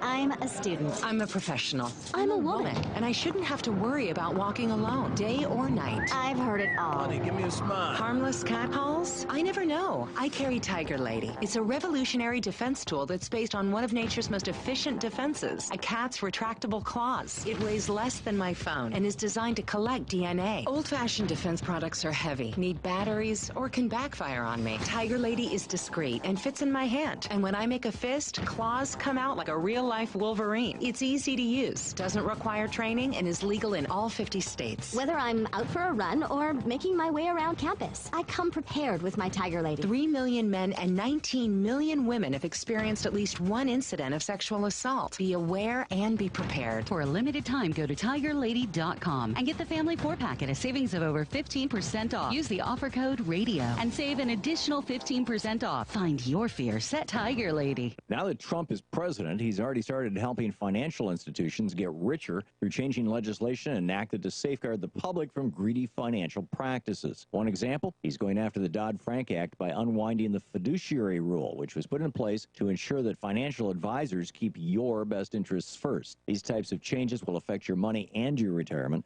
and could set the stage for an even bigger crisis than 2008. That's why it's so important to diversify your investment portfolio with gold and silver. Gold and silver have survived every government and every financial crisis throughout history.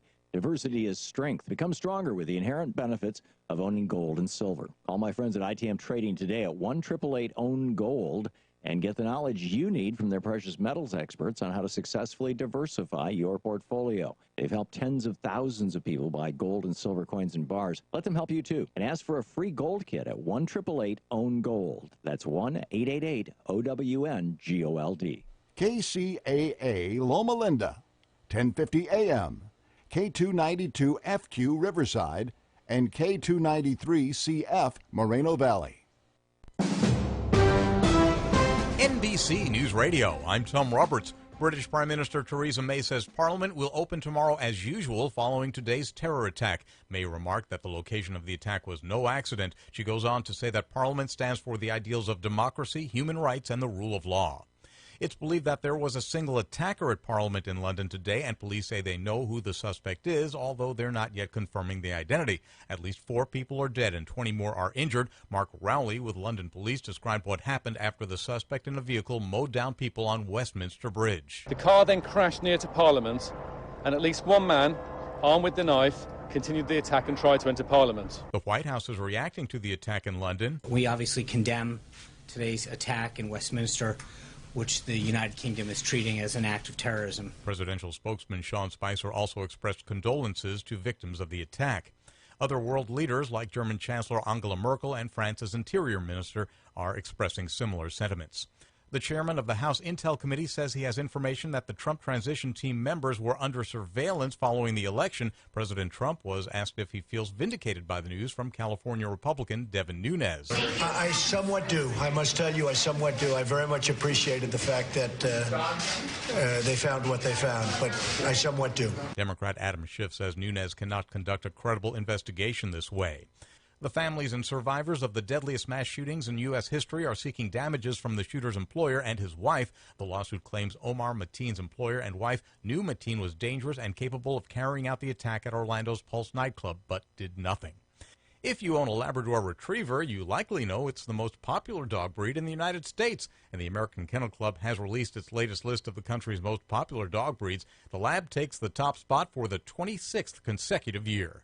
You're listening to the latest from NBC News Radio. CR England Transportation, one of the largest trucking firms in the country, is hiring diesel and trailer mechanics with a $2,000 sign-on bonus, top pay, and benefits for qualified mechanics. To apply, visit www.crengland.com/careers. That's www.crengland.com/careers.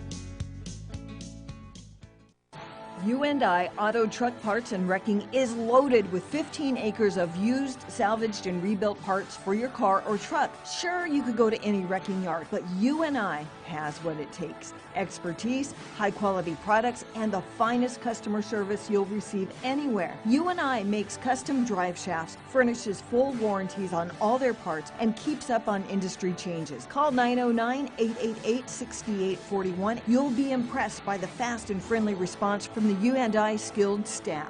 You can also go to the Contact Us page and request a part. U&I hours of operation are Monday through Friday, 8 till 5, and Saturday, 8 till 3. U&I Auto Truck Parts and Wrecking is located at 1435 West Rialto Avenue in San Bernardino. Check out the U&I webpage at the letter U, the letter I, autoparts.com, or call 909-888-6841.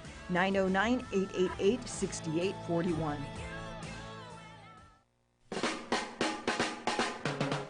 Tune in to the Commish and CX2 Hour every Wednesday night from 8 to 9 for your favorite old school jams and to find out what's happening locally. Check us out on the radio at 1050 AM, 106.5 FM, or online at kcaaradio.com. This is KCAA.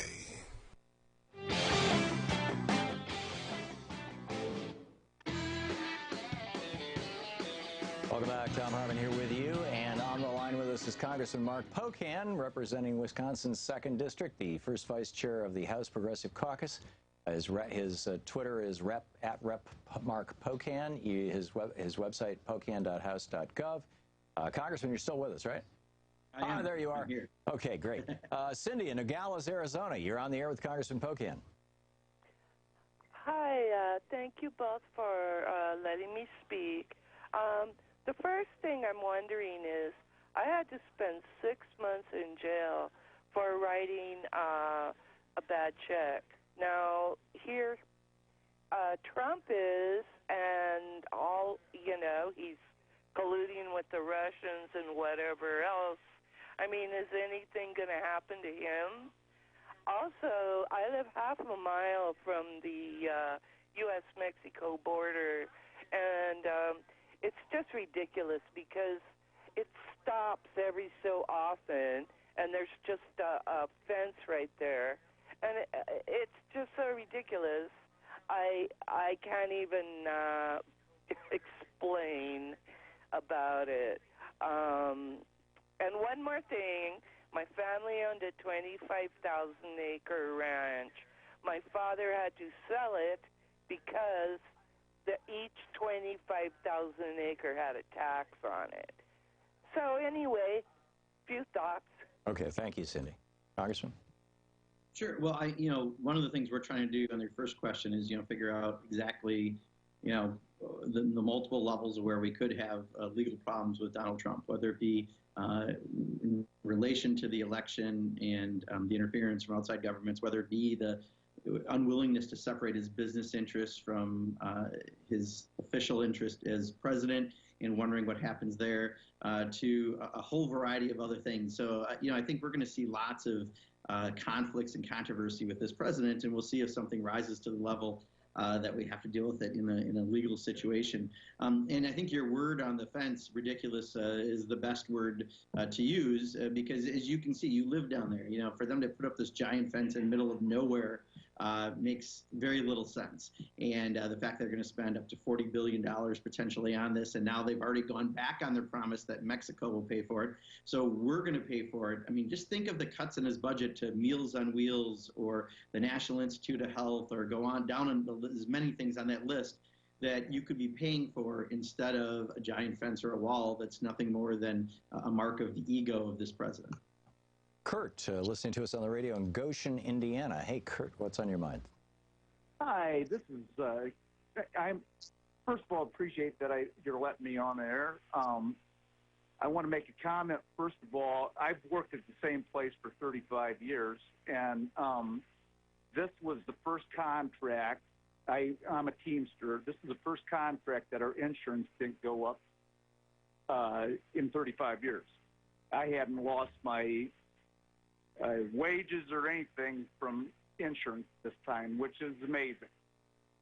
Second of all, being a Teamster, my pension is in danger. I'm in danger of losing it. Is there any bills out there to help us out? Yeah, Kurt, thanks for your call. And, I'm very familiar with your situation with Central States and the pension fund and the problems they're having. And unfortunately, some of the solutions coming out of Congress aren't even close enough to cover that. You've been paying into that your entire life. That's part of the compensation that you've negotiated for in those contracts. And now suddenly you're going to see giant deductions coming out of it because of some situations specifically around the contract with the largest providers and other reasons. And we've got this in other pension funds as well. I think if I can just take it a drop broader, there are some bills to try to address it, to try to see if we can get a better deal for the Central States Fund that you're specifically referring to. But I think the idea that we need to be far more cognizant of pensions and retirement, period, because I think we're getting to a point that, especially as more people are independent contractors, it could be up to 70 million people are labeled independent contractors right now in their jobs. They're almost guaranteed not to have any kind of a pension or retirement account.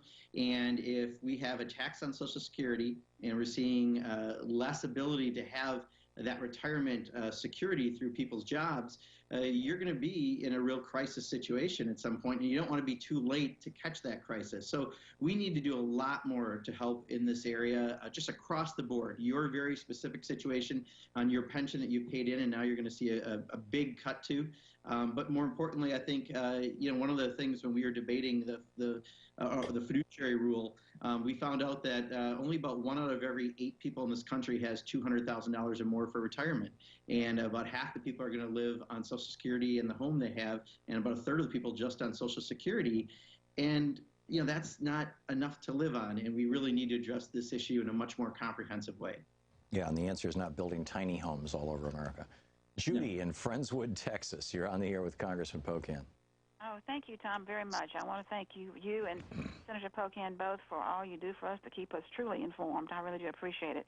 My my question is regarding a single-payer system, hopefully, that we will get down the road. I am completely convinced it is the right way for us to go. But I do have a concern. I live just outside of Houston, a big medical complexes, lots of doctors. And what I'm noticing more and more as the years go by is that more and more doctors are opting out of Medicare. And it's concerning me. My own doctor opted out about 5 years ago. So, and a lot of the urgent care clinics that have been popping up over our area do not take Medicare now. So, Senator Pocan, if we can get the single-payer system in eventually, could that possibly be a problem getting these doctors on board with us to be on this? And if I could interject something here, Judy, do you know if they're not taking Medicare or if they're not taking Medicare Advantage? Because there's a difference, and I know some doctors are refusing to take Medicare Advantage because it's provided by insurance companies who play games with the doctors, but they're happy to take Medicare because they simply write the checks. Right. Well, unfortunately, my experience has been that they're not taking just the regular Medicare. Regular Medicare. Okay. Congressman? Yeah. Yeah, I mean, we've seen that probably a little more with Medicaid than Medicare.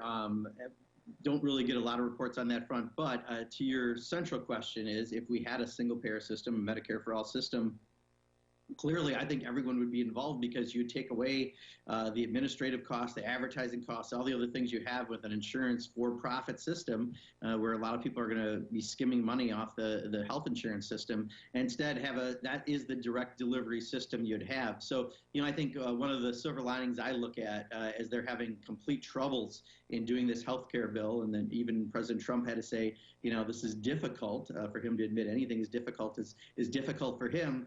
The fact that we're now realizing that, maybe the best way is to do what Canada and most of Europe and other countries do, which is have a system where everyone automatically has a right to health care, and it's not even a debate over all these little bits and pieces we're having. Instead, it's just, understood that as a citizen of a country, you have health care because that's part of your right to citizenship. I had some Canadian Parliament members in yesterday or the day before, Tom.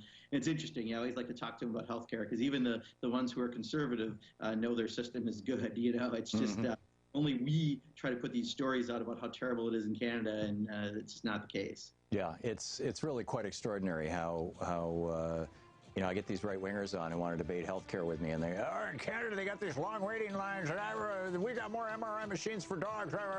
And it's absurd. I mean, Canadians love their health care system. It always provokes all these phone calls from Canadians who are living, Sirius XM covers Canada. We've got pretty good penetration into Canada. It always just puts them back on their heels.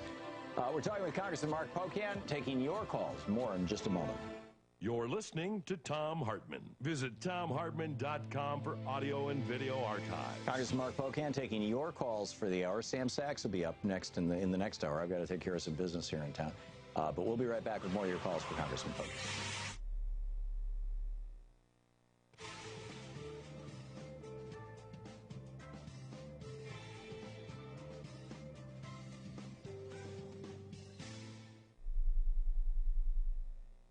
Are you hiring? Do you know where to post your job to find the best candidates? Posting your job in one place isn't enough to find quality candidates. If you want to find the perfect hire, you need to post your job on all the top job sites, and now you can. With ZipRecruiter.com, you can post your job to 200-plus job sites, including social media networks like Facebook and Twitter, all with a single click.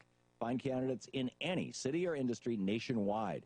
Just post once and watch your qualified candidates roll into ZipRecruiter's easy-to-use interface. No juggling emails or calls to your office. Quickly screen candidates, rate them, and hire the right person fast. Find out today why ZipRecruiter has been used by Fortune 100 companies and thousands of small and medium-sized businesses. And right now, my listeners can post jobs on ZipRecruiter for free by going to ZipRecruiter.com/Hartmann. That's ZipRecruiter.com/Hartmann. One more time, to try it for free, go to ZipRecruiter.com/Hartmann. That's ZipRecruiter.com/Hartmann. Hey friends, Thom Hartmann here to tell you about my brand new book. It's called The Thom Hartmann Reader. Thom Hartmann Reader is unlike any of my other books. It's a collection of my best and most revealing writings that I think you need to know. Thom Hartmann Reader covers everything from my fierce commitment to Jeffersonian democracy to my steadfast opposition to the corporatization of America. Also, it more clearly identifies the root cause of so many of our social and environmental ills. The Thom Hartmann Reader will give you essential information and explore solutions to questions like, How do we keep our schools from treating children like assembly line products? Why is it that attention deficit disorder is not an affliction? Or what cloudy Germany can teach us about solar energy? And much, much more. Not only will you gain vital substance on a wide range of topics in the book, but the Tom Hartman Reader will inspire you to action. It's time to educate ourselves on the world around us, why it got this way, and the corrective actions we all need to take. The Tom Hartman Reader, available in fine bookstores everywhere and on our website at tomhartman.com. Makes a great gift, too. Inspiration, insight, and action. The Tom Hartman Reader.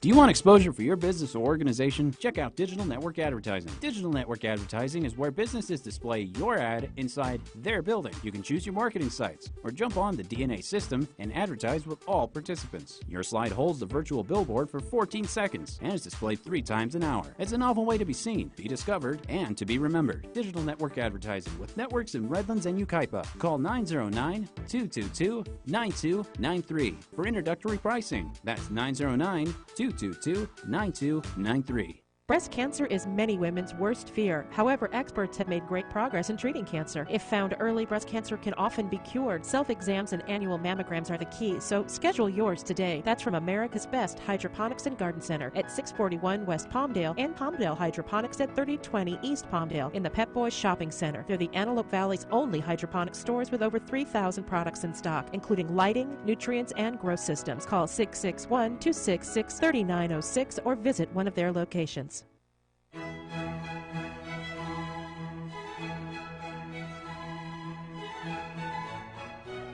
Right in the middle of Redlands is a special place called the Tennessee Gardens, where great memories and romance abound.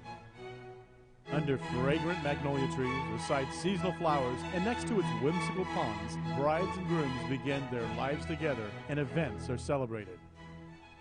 With over 25 years' experience, its award-winning professional staff, led by Executive Chef Michelle, owner of Michelle's Bakery, create mouth-watering cakes and events. Celebrate your special event with people who care at the spectacular Tennessee Gardens, conveniently located right in the middle of Redlands. Make a no-obligation appointment to find out more about Tennessee Gardens. Call 909-793-5311. That's 909-793-5311. Or visit mybrideandgroom.com. KCAA.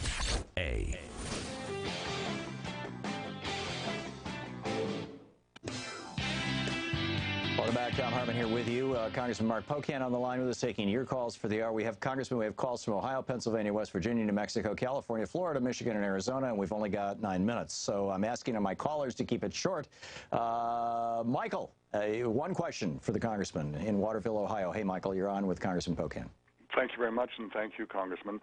I know you're a strong supporter of the move to amend amendment to eliminate corporate constitutional rights and money as speech.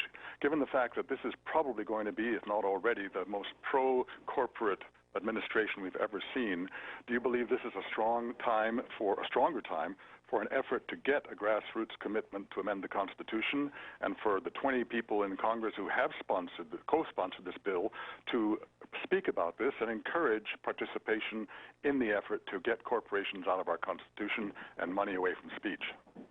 Yeah, Michael, absolutely. I'm very bullish on what Move to Amend is doing around the country because, I think it's going to happen from the grassroots, right? We're going to need to say that corporations are not people and money is not free speech, and that's exactly what the constitutional amendment does that's been introduced. I saw Russ Feingold from Wisconsin, a former U.S. Senator, just launched a new group, I think today, that's going to be taking on this and other issues as well.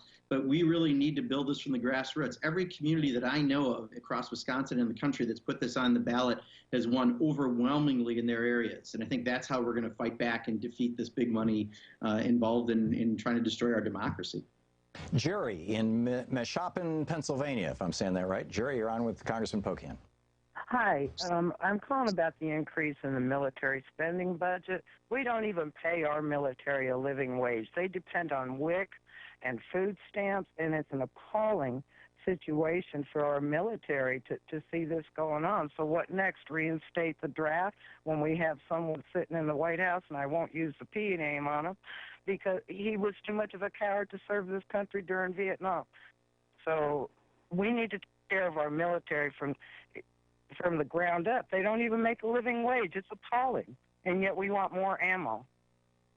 Yeah, Jerry, I couldn't agree more. In fact, Keith Ellison this week, while we were at a Progressive Caucus meeting, his son is in the military, making $22,000 a year.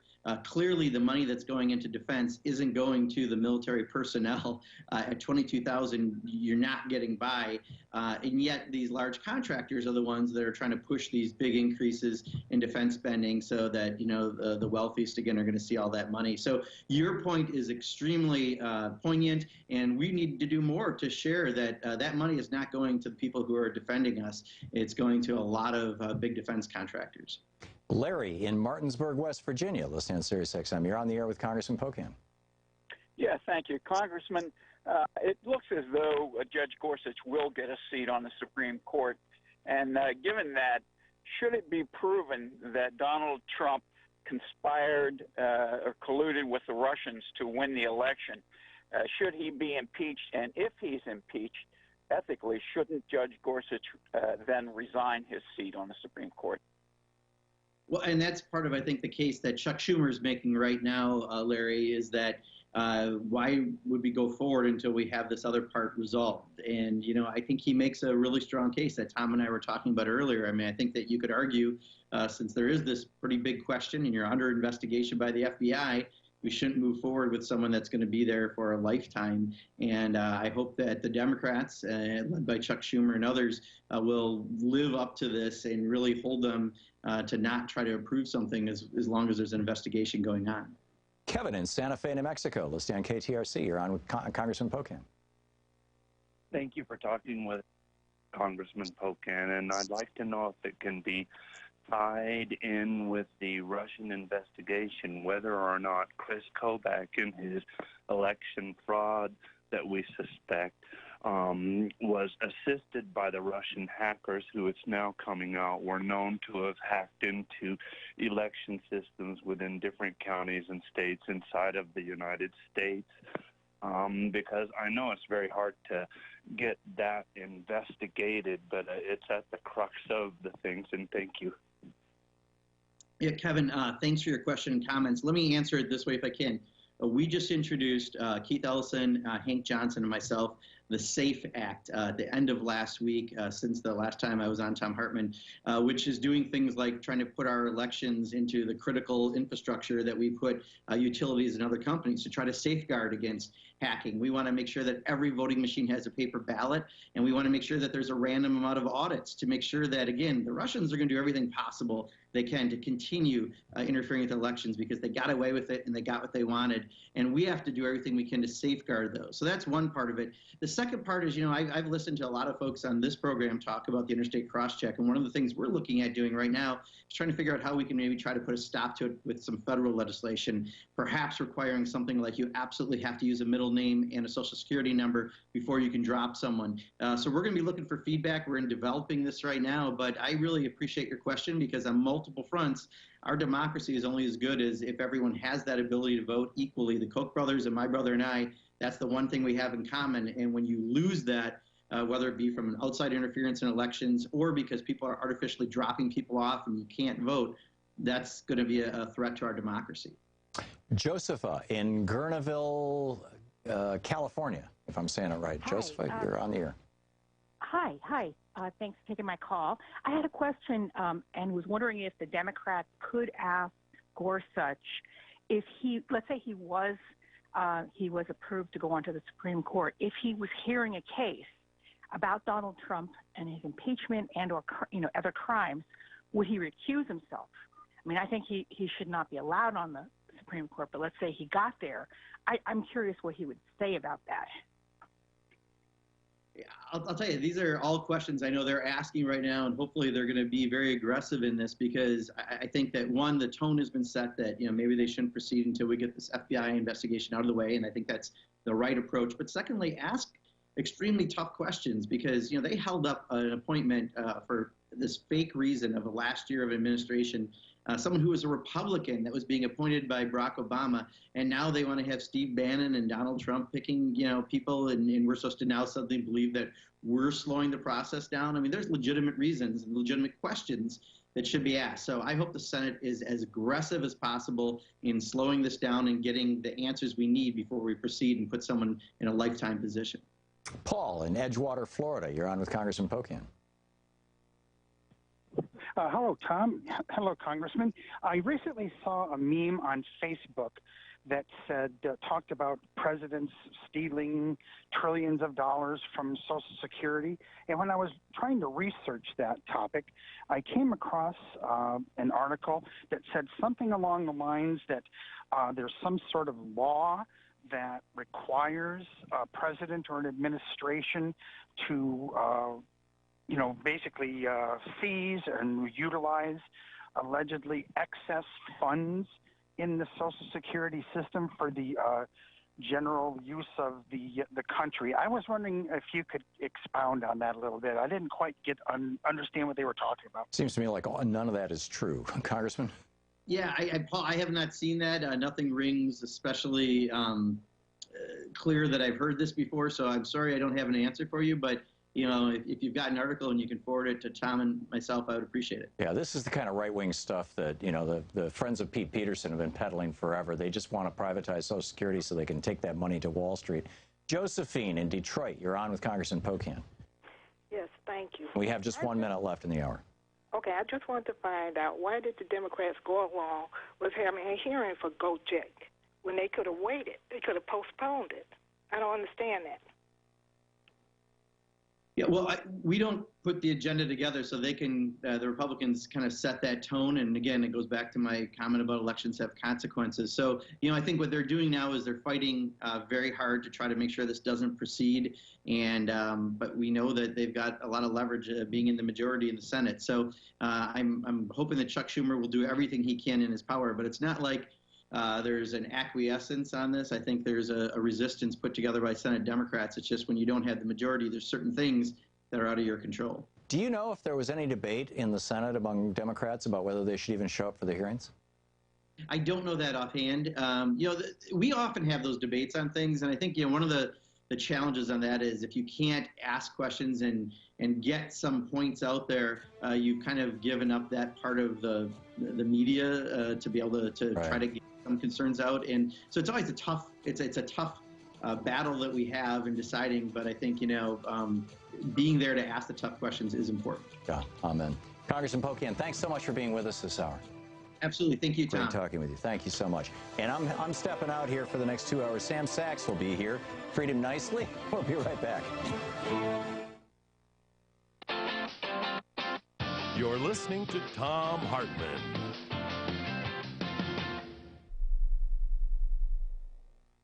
Tom Hartman here. I love the smooth, comfortable glide I get shaving using Harry's. You'll love the closest too. And by taking less profit and selling directly to you over the internet, Harry's offers their blades at half the price. Great news. Harry's is so confident you will love their blades, they're giving you their set for free. Just cover the shipping.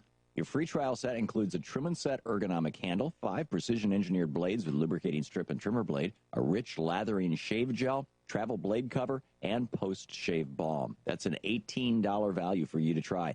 But this offer is only available for my listeners if you use my promo code TOM at harrys.com when you check out. Start getting a great shave right now with this amazing free trial offer, an $18 value for free. Just cover the shipping. To get your free trial set, including a handle, blade, shave gel, and post-shave balm, go to harrys.com right now and enter the code TOM at checkout. That's harrys.com, code TOM. Don't wait. Get started with Harry's today. Inland Body and Paint is a family-owned and operated fleet collision and repair shop that's proud to live in and help our community. Bring your heavy-duty trucks and or equipment to their Fleet Collision and Paint Center in Fontana for expert collision repair services. With 35 years of experience, you're sure to receive quality workmanship at an excellent price from Inland Body and Paint Center. From fiberglass repairs to quality painting, they'll take care of your truck and equipment from top to bottom in their new 64-foot spray booth. By the way, Inland Body and Paint of Fontana repaired and repainted the KCAA truck, and they can do the same job for your car, truck, or heavy-duty equipment. Inland Body and Paint, dedicated to the community and to your satisfaction. Call them today to learn what they can do for you. You can find Inland Body and Paint on Valencia in Fontana. Call them at 909-434-0466 or online at inlandbodyandpaint.com. KCAA Loma Linda, 1050 AM, 106.5 FM, and now 102.3 FM. I'm Tom Busby, CNBC. Last year, $81 million was stolen from an account at the New York Federal Reserve Bank owned by the Central Bank of Bangladesh. And today, U.S. officials say North Korean computer hackers were behind the heist, and they used Chinese middlemen. Cautious trading on Wall Street today ahead of a big vote in the House tomorrow on the bill that would overturn Obamacare. But if it fails, it could derail President Trump's entire legislative agenda. Today, the Dow down 6 points. The Nasdaq, though, up 27. Shares of Sears down 12%, falling to a fresh all-time low after admitting in regulatory filings it may not be able to keep its Sears and Kmart stores open for much longer. Payless Shoes is reportedly gearing up to file for bankruptcy as soon as next week, and it could shut down 500 stores. And drug maker Mylan is recalling 81,000 EpiPens, all of them outside the U.S., after 2 of them failed to work in emergencies. Tom Busby, CNBC. I'm Nick Soboleski, a SelectQuote agent with a true story that could save you hundreds of dollars a year. A woman named Linda just called. Her husband, Ray, has a $300,000 group life insurance policy, but is changing jobs and can't take it with him.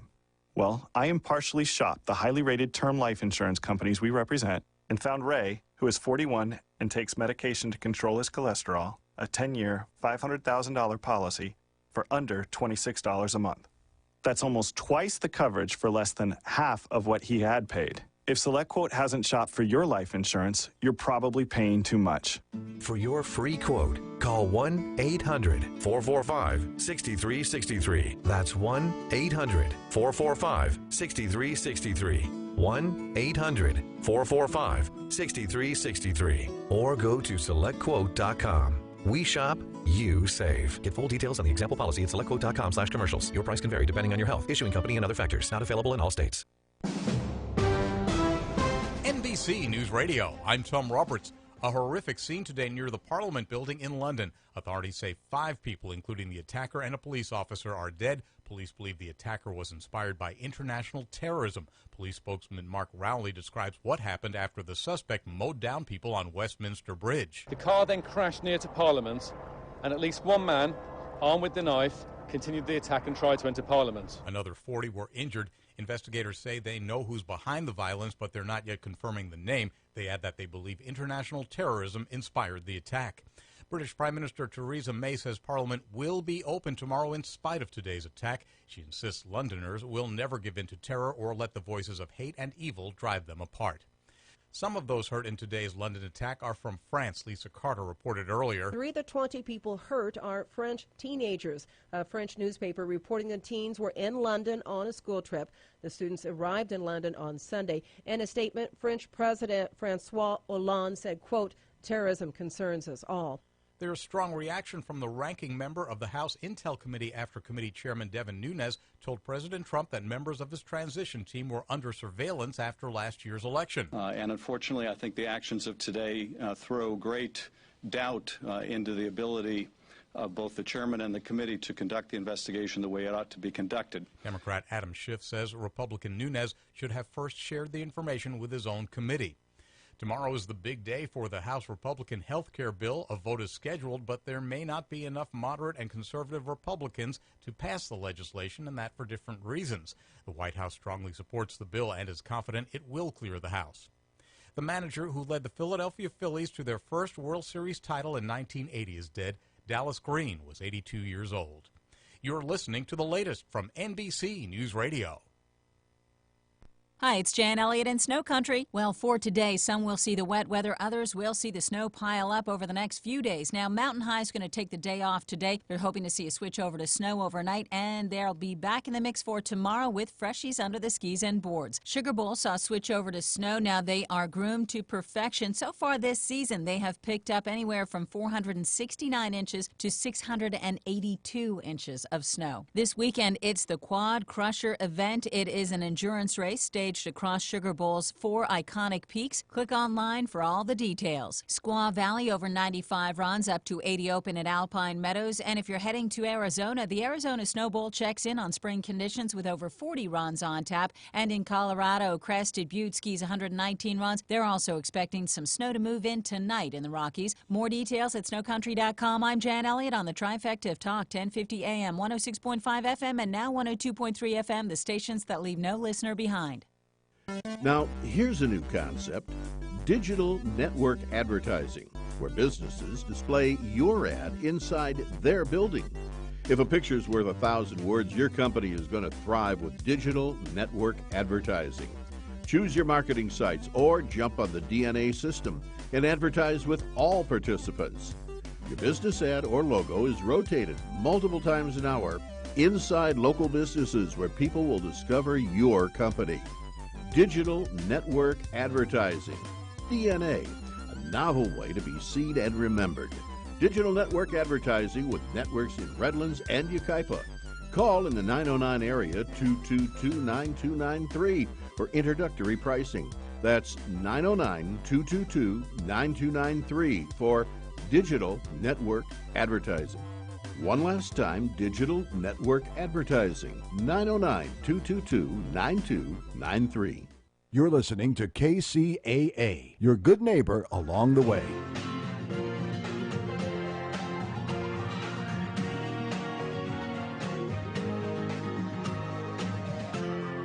This is the Thom Hartmann Program. And welcome back to the Thom Hartmann Program. I am Sam Sachs. I am filling in for Tom today for hours number 2 and 3 on the show. Got a lot of things to talk about here. I'm going to take a bunch of phone calls, so start calling. We'll talk about anything while I'm up here. Also, we're going to have a debate in about an hour at 2 p.m. with Brian Darling. Conservative, we're going to be talking about Gorsuch and whether or not he should be confirmed, particularly in light of FBI Director James Comey's announcement on Monday that at least the Trump campaign, or individuals that were involved in the Trump campaign, are being investigated for alleged coordination with the Russian government related to alleged election interference. So if we have a president who's under investigation, should he be able to appoint a Supreme Court justice for a lifetime role? I'll be asking Brian Darling that question. So let's get to some of the stories. Tom spent the first hour talking to Congressman Mark Pocan, Democrat from Wisconsin. A really good interview. Touched on a lot of this stuff happening on Capitol Hill, but let's drill down a little deeper on some of these stories, because we're about 24 hours now away from when House Republicans are going to try and pass the Obamacare repeal and replace plan, what they're calling the American Health Care Act. But I'm guessing that between now and then, we're going to see some plans change. And that's because right now, if this bill were to be brought to the floor, it would fail. It wouldn't pass. They don't have the votes yet. Somewhere between 27 and 30 House Republicans, all members of the House Freedom Caucus, the far-right Freedom Caucus, the subsequent group after the Tea Party caucus, a lot of the same people there, they've all come out against the bill. They think it's too close to Obamacare. They want this repealed. They want Obamacare just repealed straightforward. They don't want Obamacare light, as this bill has been called. So that's 27 to 30 House Republicans that are against the bill right now. Assuming that Democrats tomorrow stand unified against this bill and vote down this Republican alternative health care bill, and we can't always assume that with Democrats, as we're seeing with the Gorsuch nomination.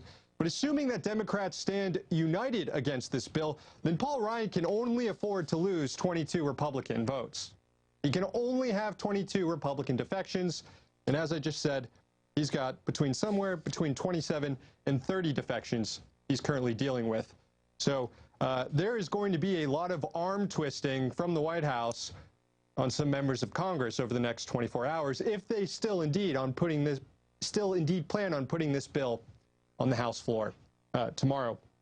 Reading from a tweet here from Senator Rand Paul, and of course I'm bringing up Senator Rand Paul here because even though this bill is facing enormous trouble in the House, it's just dead on arrival in the Senate. There's just no chance at this point of this thing passing the Senate. Here's what Republican Senator Rand Paul said, quote, "There's easily 35 no votes right now, so unless something happens in the next 24 hours, I predict they pull the bill." So this would be another stinging defeat in the Trump administration, and really what are the early weeks still of this administration. Remember, the proposed Muslim ban rejected by the courts. Then they went back and tried it again with a revised Muslim ban or travel ban. That, too, has been blocked in the courts. We had one of Trump's cabinet picks, Andy Puzder, Labor Secretary. He had to withdraw his nomination, another defeat. And now we're looking at what was the signature promise of Donald Trump and Republicans for the last 7 years to repeal the Affordable Care Act, Obamacare. It looks like that is going to fail, too. I'm guessing how Trump will react to this news, even if he cares anymore. I don't even know what's going on. Let's take a phone call here. Let's on this issue of health care. I've got Sibylia in Greer, South Carolina. You want to talk about single payer? Yes, I did.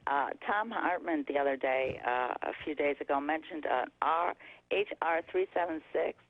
That's something that's been in the House for a long time, but perhaps they could bring that up again because that's for single payer, I believe, through Medicare. Yeah. No, yeah, that's I think that could save all of them and could save the president if they're prepared to put this bill through. Well, thanks for the call, Sibylia, and I completely agree with you. To me, the best thing Democrats can do right now in their effort to fight back against Republican efforts to pass a right-wing health care bill to replace Obamacare, which was a very centrist, conservative health care law to begin with, the best thing Democrats can do right now is push for single-payer health care. Push for Medicare for all. I mean, you've got Sean Spicer, the White House press secretary, doing these briefings in which he puts out the Republican health care bill, about 100-something pages legislation, a stack like this, and then he puts it next to the Affordable Care Act, which is significantly more pages.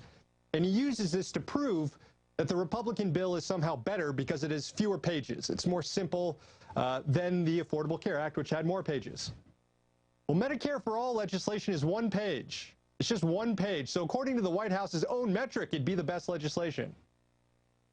So I think rather than trying to defend the Affordable Care Act and preserve Obamacare, which, let's face it, was a law that didn't go far enough to begin with. It relies on private health insurance companies, which are evil.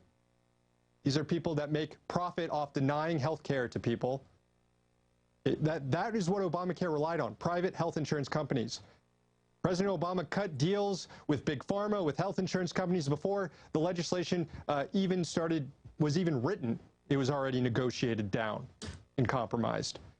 And since this law, the Affordable Care Act, relies on private health insurers can sabotage it, and that's what we've seen over the last year as more and more insurers back out of the marketplaces, out of the exchanges, giving people fewer and fewer options.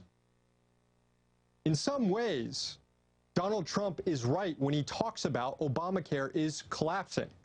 Yes, it has very important provisions that ensure that health insurance companies can't discriminate against sick people or old people or women, that there are no lifetime caps. These things are extremely important, but as the basic structure of the Affordable Care Act, relying on private health insurers to buy into it, that's collapsing. They're not buying into it. They're leaving the exchanges. So, I mean, rather than try and push to save a law that is clearly failing, Democrats would serve the resistance better by pushing for a single-payer health care bill for all. That's where political support exists right now, and they need to seize onto it. Anyways, we'll take more of your calls, more news today after this break.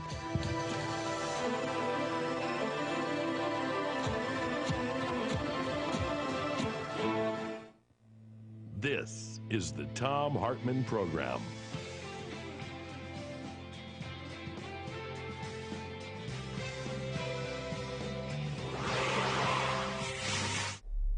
This is KCAA.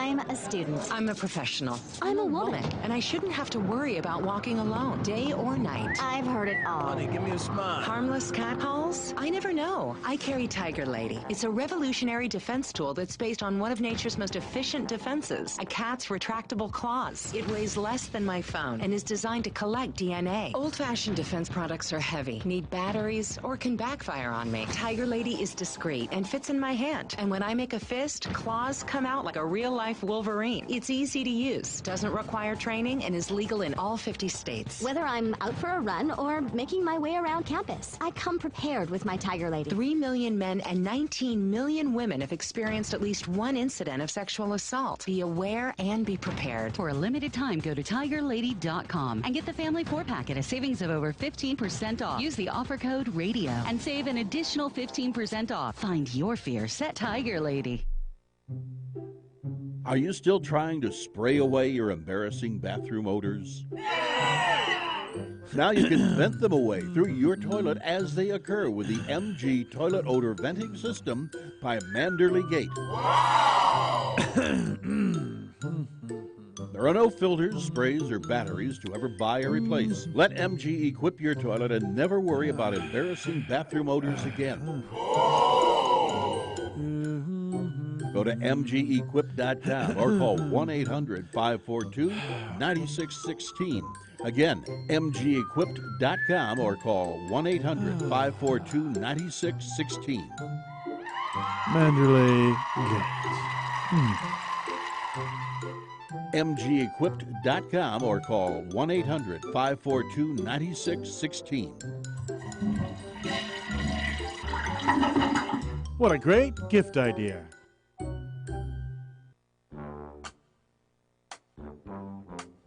California's #1 volume GM dealer, Mark Christopher Auto Center, says, keep your tax return. You earned it. So Mark Christopher is happy to bring you the Keep Your Money in Your Pocket sale. That's why they have incredible net costs on Chevy Cruze LS and Chevy Silverados, not to mention Malibus, Camaros, and yes, even the 2017 Corvette Stingray. You'll find Mark Christopher Auto Center right on the 10 freeway in Ontario. Or you can go to markchristopher.com. Mark Christopher, California's #1 volume GM dealer. Family owned and doing things right since 1975. Mark Christopher, Vineyard exit of Interstate 10 in Ontario. Remember, it's the Mark Christopher Auto Center Keep Your Money in Your Pocket sale. Here's the 20 years of Flat Out and 5 Wide.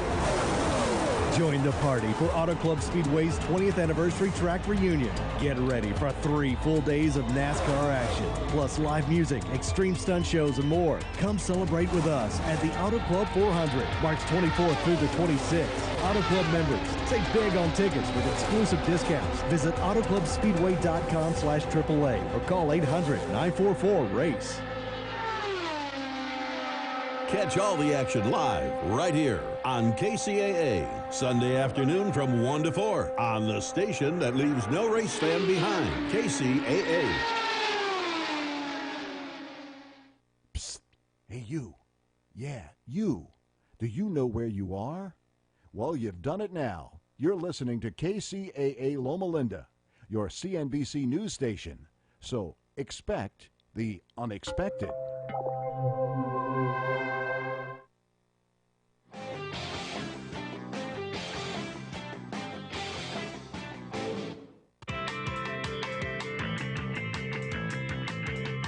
And welcome back to the Thom Hartmann program. I'm Sam Sachs, filling in for Thom Hartmann. For those of you who don't know me, I occasionally fill in on this show. I go on Tom's TV show as well, fill in there. But I'm a D.C.-based journalist. I run a watchdog news outlet called DistrictSentinel.com. Go ahead and check it out. We've got news stories up every day. I also do a daily podcast.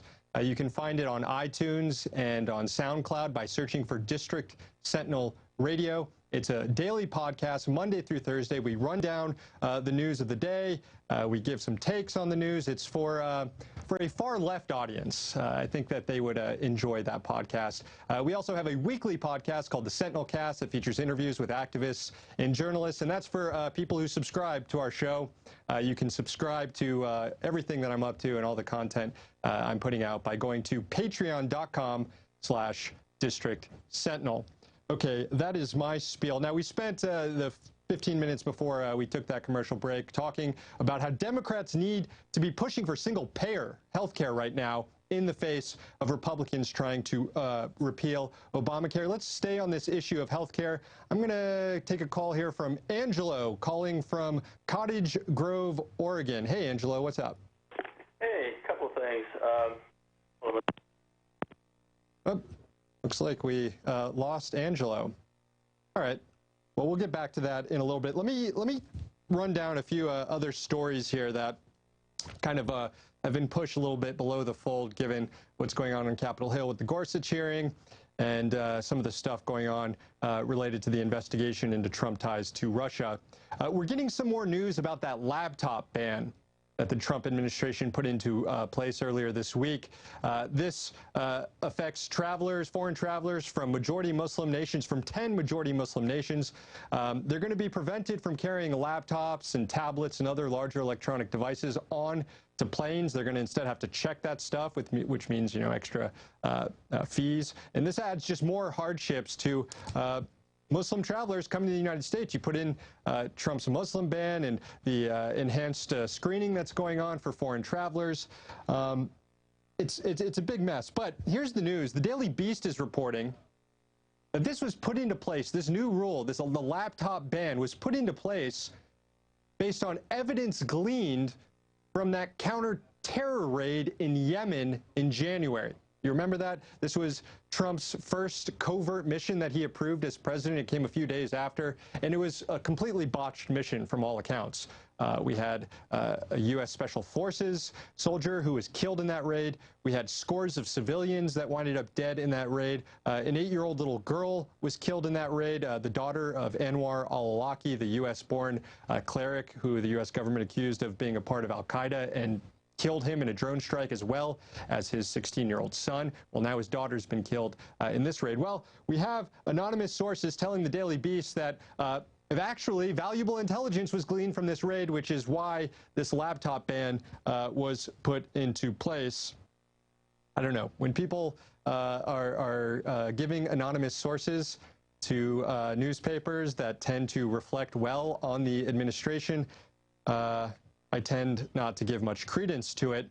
Of course, the Washington Post has posited another explanation for the laptop ban, a form of economic warfare, because this laptop ban doesn't apply to U.S. airliners coming from these countries. So if you're flying on a U.S. plane, a U.S. airliner from any of these majority Muslim nations affected by this laptop ban, you can carry your laptop onto the plane. But it affects foreign air carriers, including Emirates and some other airliners. So there's a belief, and this was speculated in the Washington Post, that Trump's laptop ban may be about peeling customers that go to these foreign airlines, business class customers, first class customers, people who like to work on planes on their laptops.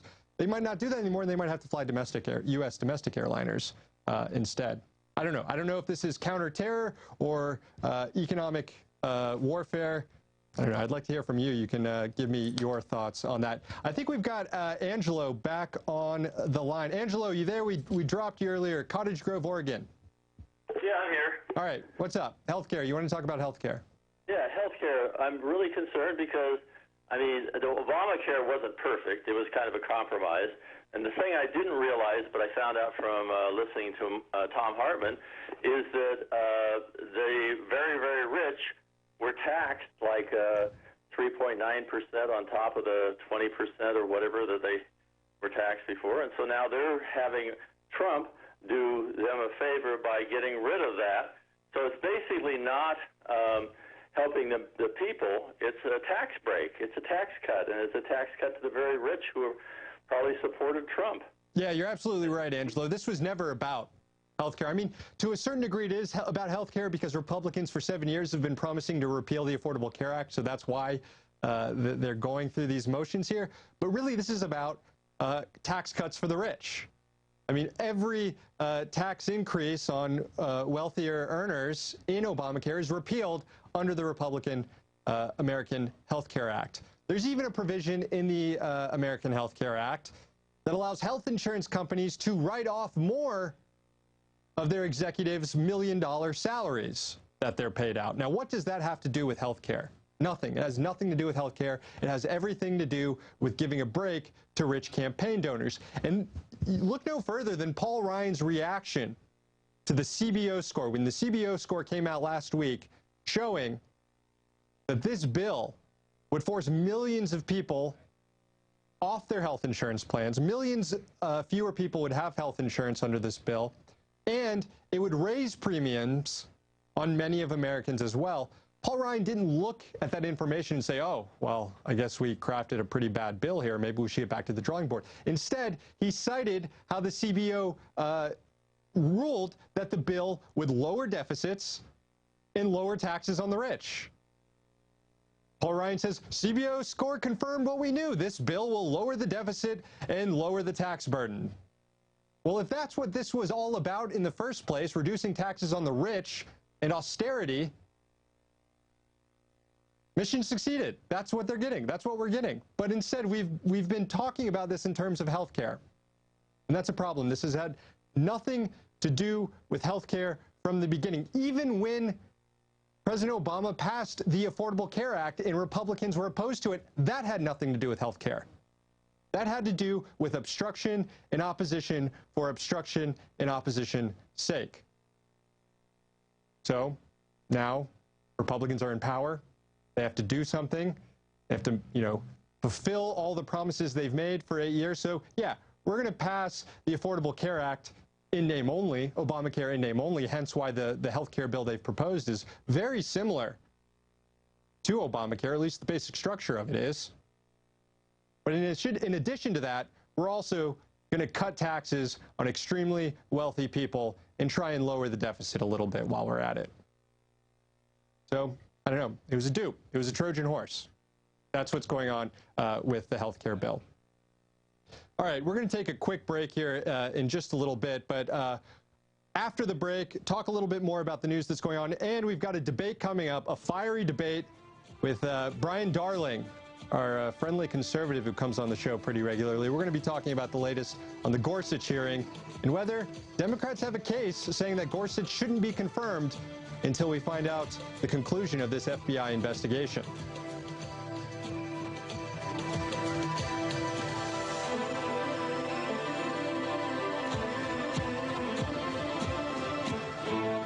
You're listening to the Thom Hartmann Program. Call 202-808-9925. Also got some bad news here for Paul Manafort, Trump's former campaign chairman. Not looking good for him.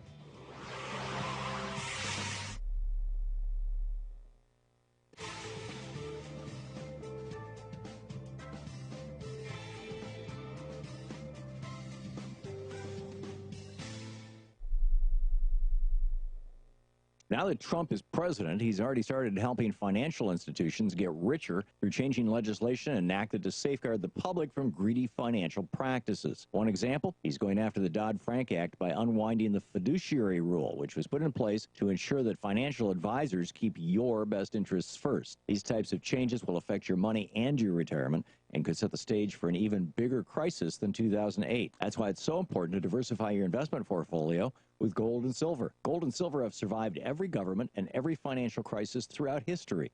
Diversity is strength. Become stronger with the inherent benefits of owning gold and silver. Call my friends at ITM Trading today at 1-888-OWN-GOLD and get the knowledge you need from their precious metals experts on how to successfully diversify your portfolio. They've helped tens of thousands of people buy gold and silver coins and bars. Let them help you too. And ask for a free gold kit at 1-888-OWN-GOLD. That's 1-888-OWN-GOLD. Tom Hartman here from the Tom Hartman Program. Let's talk about blood flow for a moment. We all know that healthy circulation is critical, especially as we get older, and there's a way to support healthy blood flow, and that's by getting enough dietary nitrates into your body to convert into nitric oxide. Super Beets is the easiest way to get these dietary nitrates. 1 scoop in water or a smoothie, and you're all set. This is the secret to helping support healthy circulation and healthy blood pressure levels. Super Beets works 3 times faster to give you results you can feel, plus it tastes great. It's all about blood flow, blood flow, blood flow. I take Super Beets every day. I can feel the energy and stamina it gives me within 20 minutes, and I want you to feel it too. Call 800-568-9889 or go to tomsbeets.com. You get a 30-day supply free. It comes with your first order and is backed by a money-back guarantee. Also receive a free book, Beat the Odds, and free shipping on your entire order. You'll love the results you feel with your first free canister, guaranteed your money back. Call 800-568-9889. That's 800-568-9889 or go to tomsbeets.com. That's tomsbeets.com. KCAA Loma Linda, 1050 AM, K292FQ Riverside, and K293CF Moreno Valley. Team USA is on to its first ever championship game at the World Baseball Classic after edging Japan last night 2-1. They'll play Puerto Rico this evening at Dodger Stadium in Los Angeles. To the hoop in L.A., Clippers clobbered the Lakers 133-109. The Bucks beat the Blazers 93-90. Spurs tamed the T-Wolves 100-93. The Warriors won their 5th straight 112-87 over the Mavericks. Pelicans flew past the Grizzlies 95-82. Heat burned the Suns 112-97. Raptors turned back the Bulls 122-120.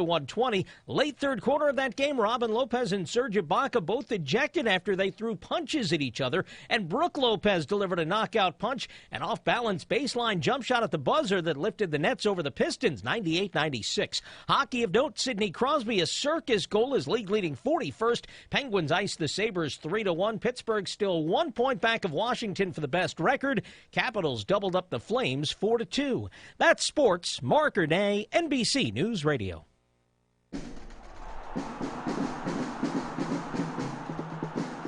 Did you know that more than 100,000 people a day are downloading game apps?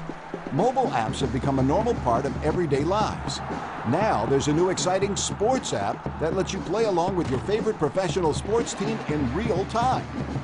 With this fantastic app, you can predict the next play and even outguess your favorite team members. The more predictions you get correct, the more points you receive. Points can be exchanged for cool prizes, like your favorite jerseys, hats, airline tickets, sports tickets, even a new car. You can play this amazing sports app by yourself, with your friends, or even with a large group of fans from all over the world. This incredible sports app is called Fire Fan, and it's available right now. Check it out. Sign up today at www.freefirefanapp.com.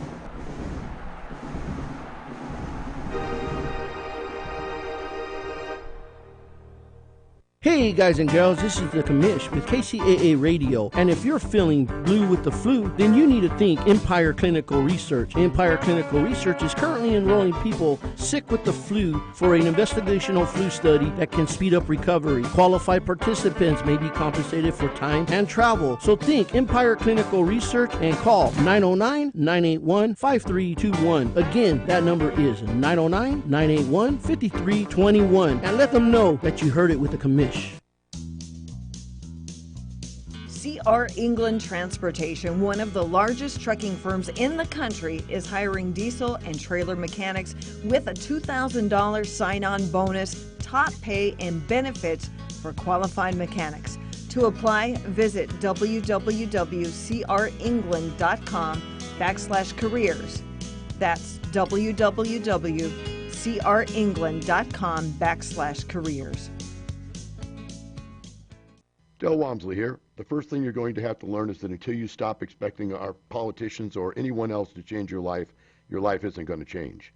The only person who can change your life is you, but you need to know how.